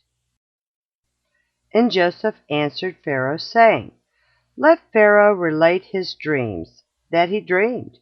Surely the interpretations belong to God. And Pharaoh related his dreams to Joseph, the dream of the kine and the dream of the ears of corn. And the king left off speaking. And Joseph was then clothed with the Spirit of God before the king, and he knew all the things that would befall the king from that day forward. And he knew the proper interpretation of the king's dream, and he spoke before the king.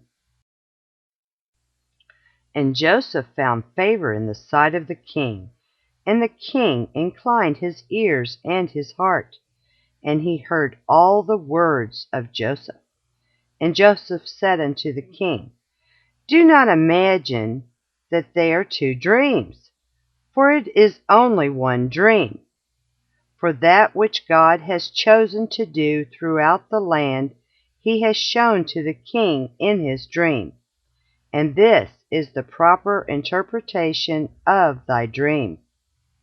The 7 good kine and ears of corn are 7 years, and the 7 bad kine and ears of corn are also 7 years. It is one dream. Behold, the 7 years that are coming, there will be a great plenty throughout the land. And after that, the 7 years of famine will follow them, a very grievous famine. And all the plenty will be forgotten from the land, and the famine will consume the inhabitants of the land.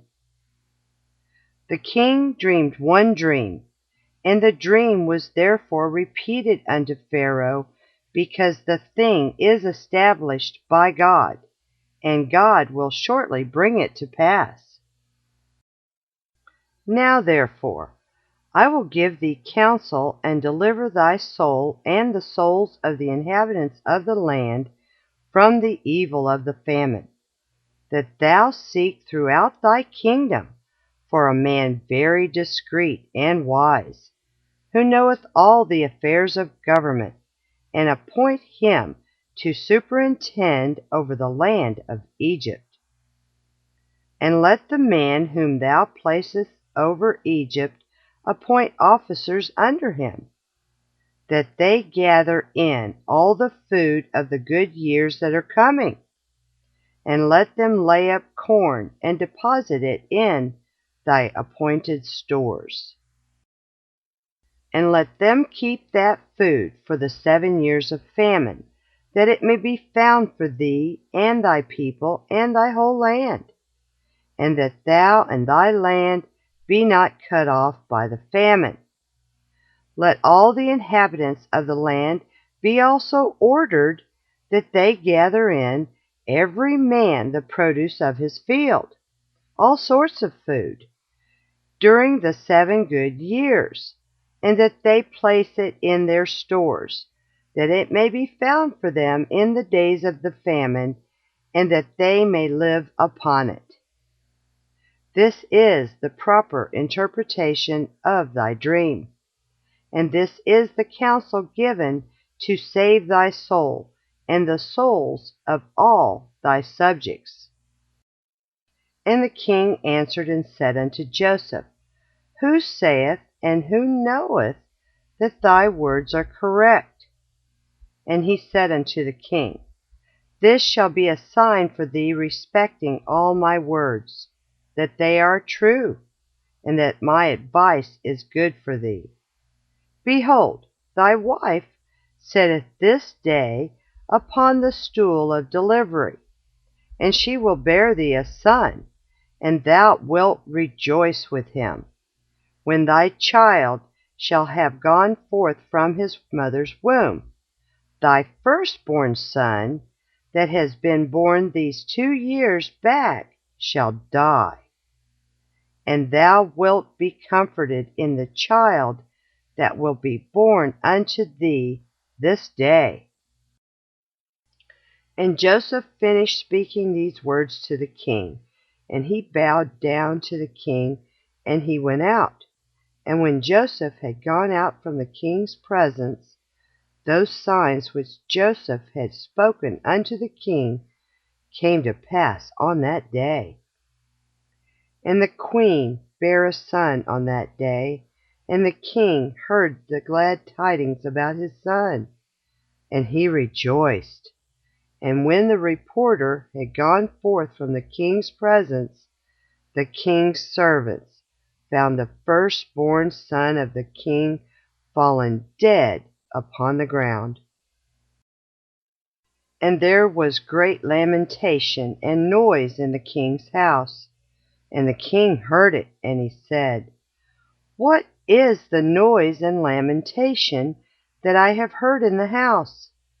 And they told the king that his firstborn son had died.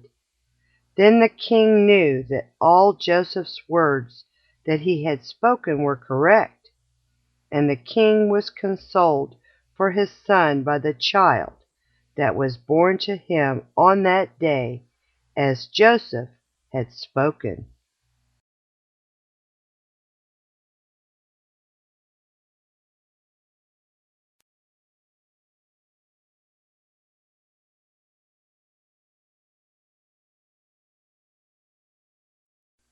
The Book of Jasher, a captioned audiobook narrated by In His Word 2. Chapter 49. After these things the king sent and assembled all his officers and servants, and all the princes and nobles belonging to the king, and they all came before the king. And the king said unto them, Behold, you have seen and heard all the words of this Hebrew man, and all the signs which he declared would come to pass, and not any of his words have fallen to the ground. You know that he has given a proper interpretation of the dream, and it will surely come to pass. Now therefore take counsel, and know what you will do, and how the land will be delivered from the famine. Seek now, and see whether the like can be found, in whose heart there is wisdom and knowledge, and I will appoint him over the land. For you have heard what the Hebrew man has advised concerning this, to save the land therewith from the famine.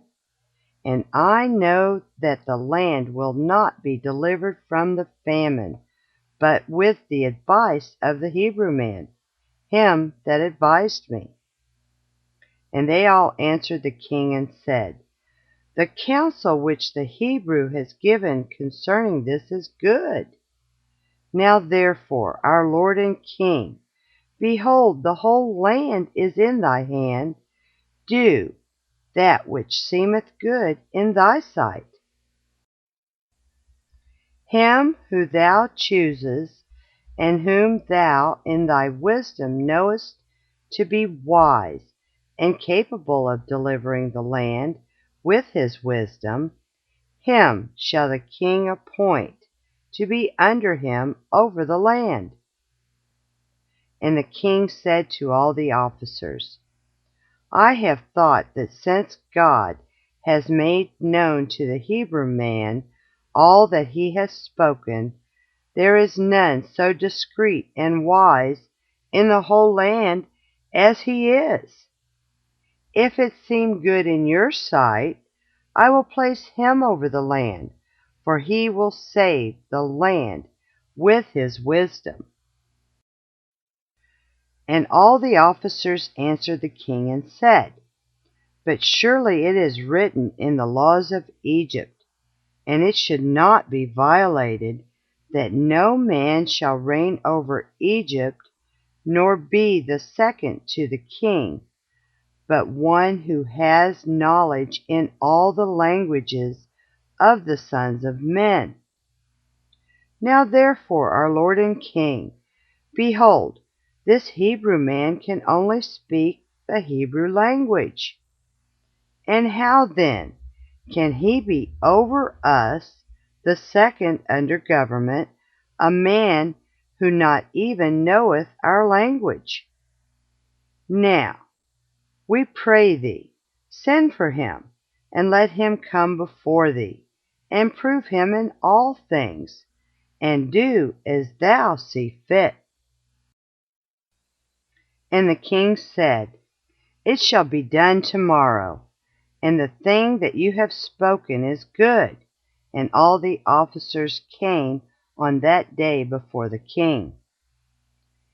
And on that night the Lord sent one of his ministering angels, and he came into the land of Egypt unto Joseph.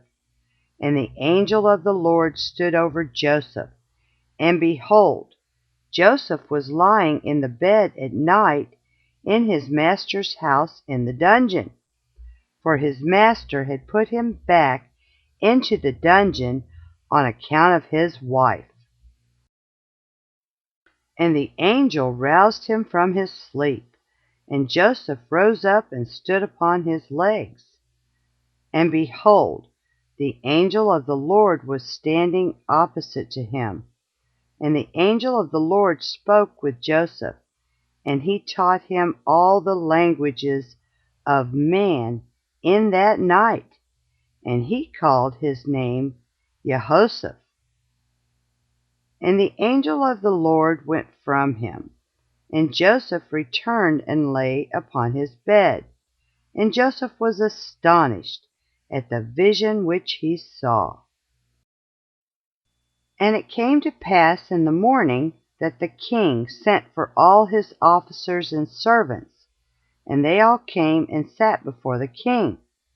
And the king ordered Joseph to be brought, and the king's servants went and brought Joseph before Pharaoh. And the king came forth and ascended the steps of the throne.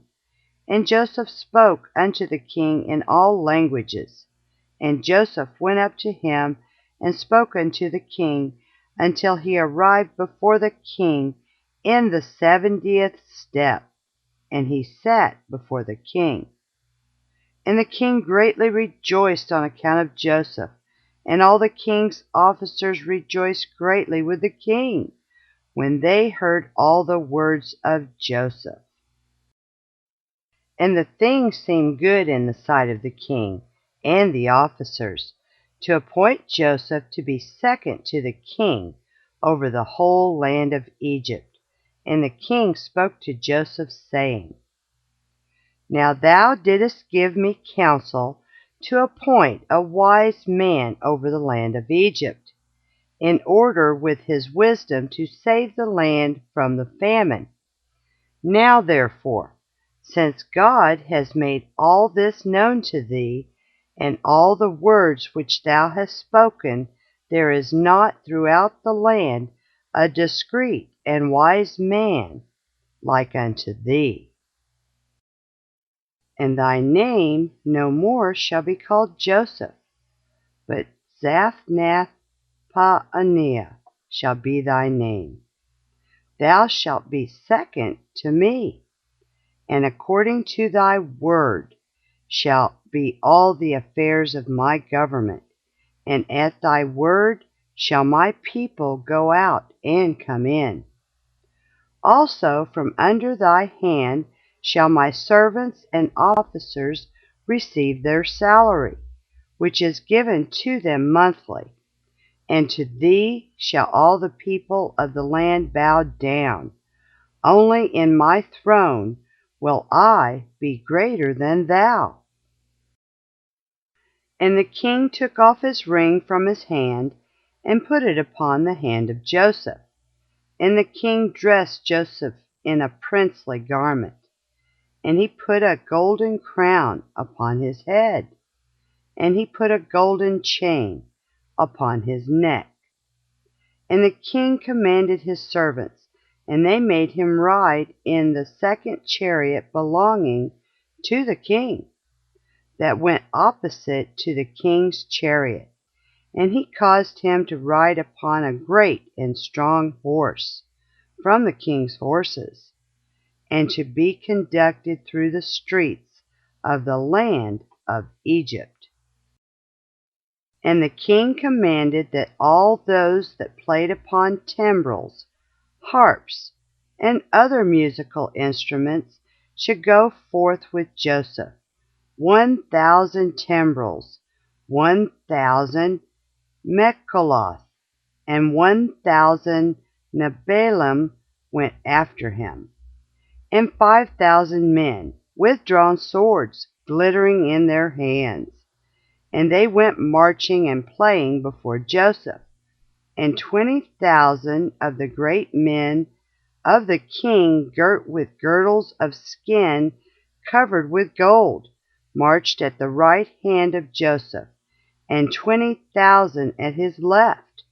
And all the women and damsels went upon the roofs, or stood in the streets, playing and rejoicing at Joseph, and gazed at the appearance of Joseph and at his beauty. And the king's people went before him and behind him, perfuming the road with frankincense and with cassia, and with all sorts of fine perfume, and scattered myrrh and aloes along the road. And 20 men proclaimed these words before him throughout the land in a loud voice. Do you see this man whom the king has chosen to be his second? All the affairs of government shall be regulated by him, and he that transgresses his orders, or that does not bow down before him to the ground, shall die. For he rebels against the king and his second. And when the heralds had ceased proclaiming, all the people of Egypt bowed down to the ground before Joseph and said, May the king live, also may his second live. And all the inhabitants of Egypt bowed down along the road. And when the heralds approached them, they bowed down, and they rejoiced with all sorts of timbrels, mekol, and nebal before Joseph. And Joseph upon his horse lifted up his eyes to heaven, and called out and said, He raiseth the poor man from the dust. He lifteth up the needy from the dunghill. O Lord of hosts, happy is the man who trusteth in thee. And Joseph passed throughout the land of Egypt with Pharaoh's servants and officers, and they showed him the whole land of Egypt and all the king's treasures.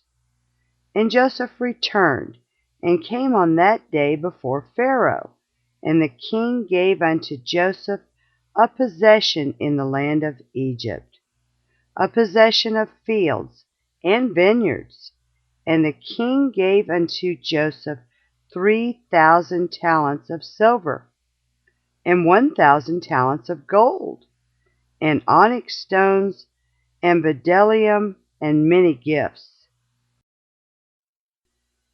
And on the next day the king commanded all the people of Egypt to bring unto Joseph offerings and gifts, and that he that violated the command of the king should die. And they made a high place in the street of the city, and they spread out garments there, and whoever brought anything to Joseph put it into the high place. And all the people of Egypt cast something into the high place, one man a golden earring, and other rings and earrings, and different vessels of gold and silver work, and onyx stones, and bdellium, did he cast upon the high place. Every one gave something of what he possessed. And Joseph took all these and placed them in his treasuries. And all the officers and nobles belonging to the king exalted Joseph, and they gave him many gifts, seeing that the king had chosen him to be his second. And the king sent to Potiphar, the son of Ahiram, priest of On, and he took his young daughter Osnath, and gave her unto Joseph for a wife. And the damsel was very comely, a virgin, one whom man had not known. And Joseph took her for a wife. And the king said unto Joseph, I am Pharaoh, and beside thee none shall dare to lift up his hand or his foot to regulate my people throughout the land of Egypt. And Joseph was 30 years old when he stood before Pharaoh, and Joseph went out from before the king, and he became the king's second in Egypt. And the king gave Joseph 100 servants to attend him in his house. And Joseph also sent and purchased many servants, and they remained in the house of Joseph. Joseph then built for himself a very magnificent house, like unto the houses of kings, before the court of the king's palace. And he made in the house a large temple, very elegant in appearance, and convenient for his residence. 3 years was Joseph in erecting his house. And Joseph made unto himself a very elegant throne, of abundance of gold and silver. And he covered it with onyx stones and bdellium. And he made upon it the likeness of the whole land of Egypt, and the likeness of the river of Egypt that watereth the whole land of Egypt. And Joseph sat securely upon his throne in his house, and the Lord increased Joseph's wisdom. And all the inhabitants of Egypt and Pharaoh's servants and his princes loved Joseph exceedingly, for this thing was from the Lord to Joseph.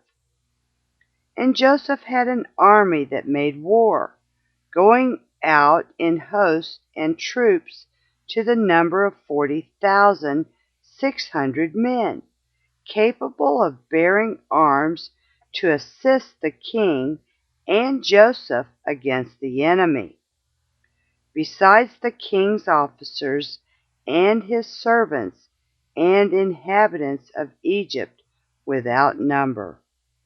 And Joseph gave unto his mighty men and to all his host shields and javelins and caps and coats of mail and stones for slinging.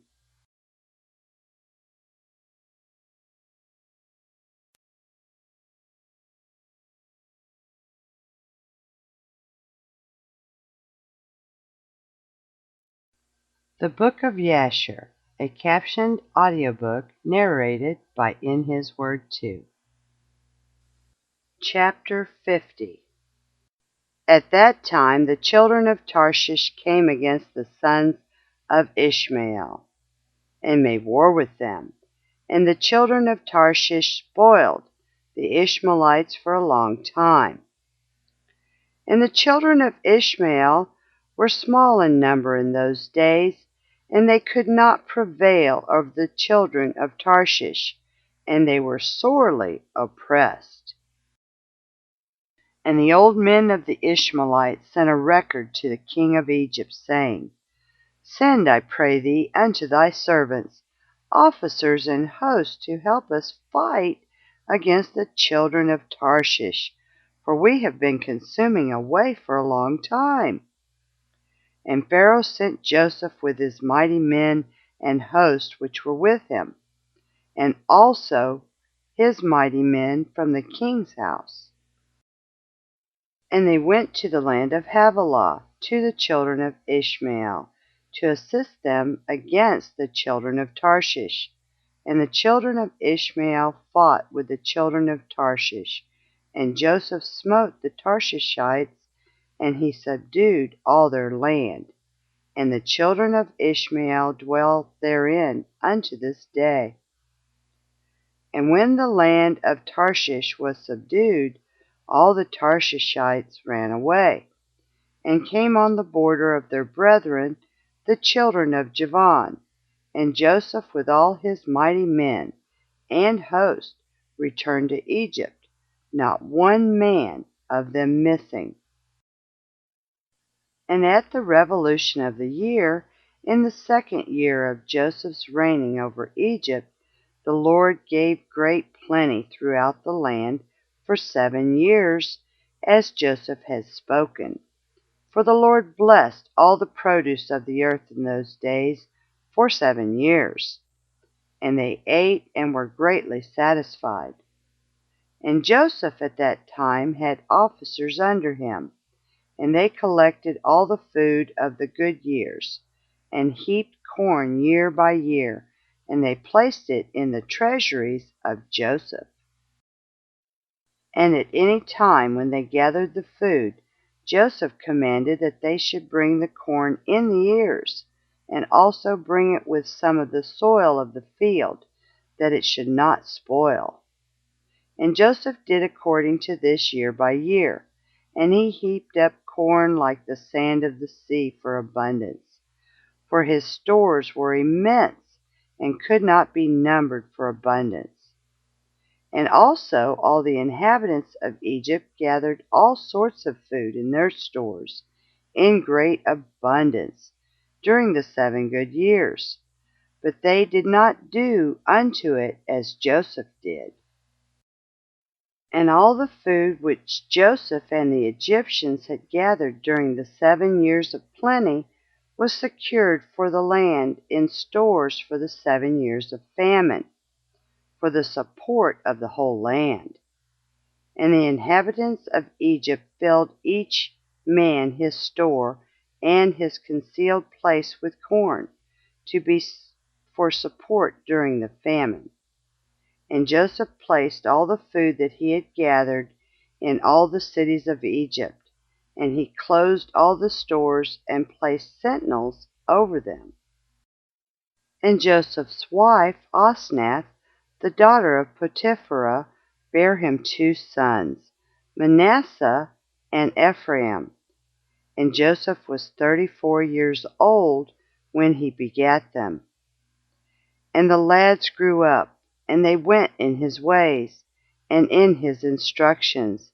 They did not deviate from the way which their father taught them, either to the right or left. And the Lord was with the lads, and they grew up and had understanding, and skill in all wisdom, and in all the affairs of government. And all the king's officers and his great men of the inhabitants of Egypt exalted the lads, and they were brought up amongst the king's children. And the 7 years of plenty that were throughout the land were at an end, and the 7 years of famine came after them, as Joseph had spoken, and the famine was throughout the land. And all the people of Egypt saw that the famine had commenced in the land of Egypt. And all the people of Egypt opened their stores of corn, for the famine prevailed over them. And they found all the food that was in their stores full of vermin, and not fit to eat. And the famine prevailed throughout the land, And all the inhabitants of Egypt came and cried before Pharaoh, for the famine was heavy upon them. And they said unto Pharaoh, Give food unto thy servants, and wherefore shall we die through hunger before thy eyes, even we and our little ones? And Pharaoh answered them, saying, And wherefore do you cry unto me? Did not Joseph command that the corn should be laid up during the 7 years of plenty, for the years of famine? And wherefore did you not hearken to his voice? And the people of Egypt answered the king, saying, As thy soul liveth, our lord, thy servants have done all that Joseph ordered. For thy servants also gathered in all the produce of their fields during the 7 years of plenty, and laid it in the stores unto this day. And when the famine prevailed over thy servants, we opened our stores, and behold, all our produce was filled with vermin, and was not fit for food. And when the king heard all that had befallen the inhabitants of Egypt, the king was greatly afraid on account of the famine, and he was much terrified. And the king answered the people of Egypt, saying, Since all this has happened unto you, go unto Joseph, do whatever he shall say unto you, transgress not his commands. And all the people of Egypt went forth and came unto Joseph, and said unto him, Give unto us food, and wherefore shall we die before thee through hunger? For we gathered in our produce during the 7 years, as thou didst command, and we put it in store, and thus has it befallen us. When Joseph heard all the words of the people of Egypt, and what had befallen them, Joseph opened all his stores of produce, and he sold it unto the people of Egypt. And the famine prevailed throughout the land, and the famine was in all countries.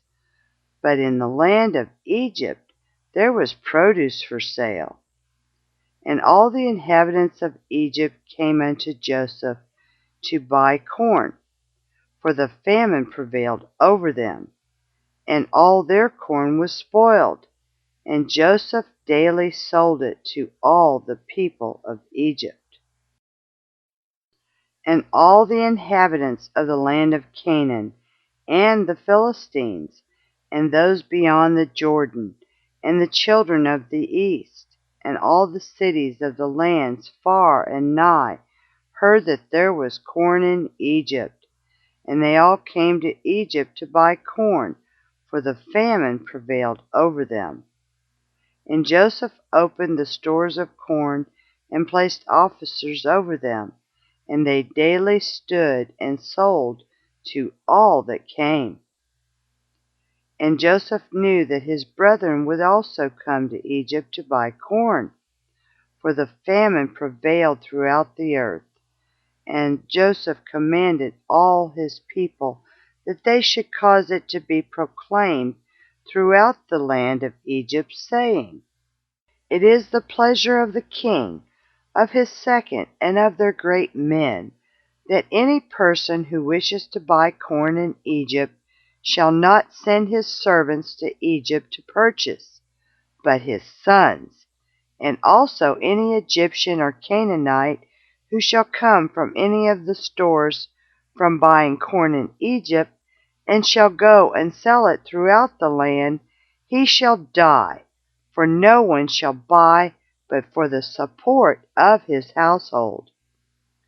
And any man leading 2 or 3 beasts shall die, for a man shall only lead his own beast. And Joseph placed sentinels at the gates of Egypt, and commanded them, saying, Any person who may come to buy corn, suffer him not to enter until his name, and the name of his father, and the name of his father's father be written down. And whatever is written any day, send their names unto me in the evening, that I may know their names. And Joseph placed officers throughout the land of Egypt, and he commanded them to do all these things. And Joseph did all these things, and made these statutes, in order that he might know when his brethren should come to Egypt to buy corn. And Joseph's people caused it daily to be proclaimed in Egypt according to these words and statutes which Joseph had commanded. And all the inhabitants of the east and west country and of all the earth heard of the statutes and regulations which Joseph had enacted in Egypt. And the inhabitants of the extreme parts of the earth came, and they bought corn in Egypt day after day, and then went away. And all of the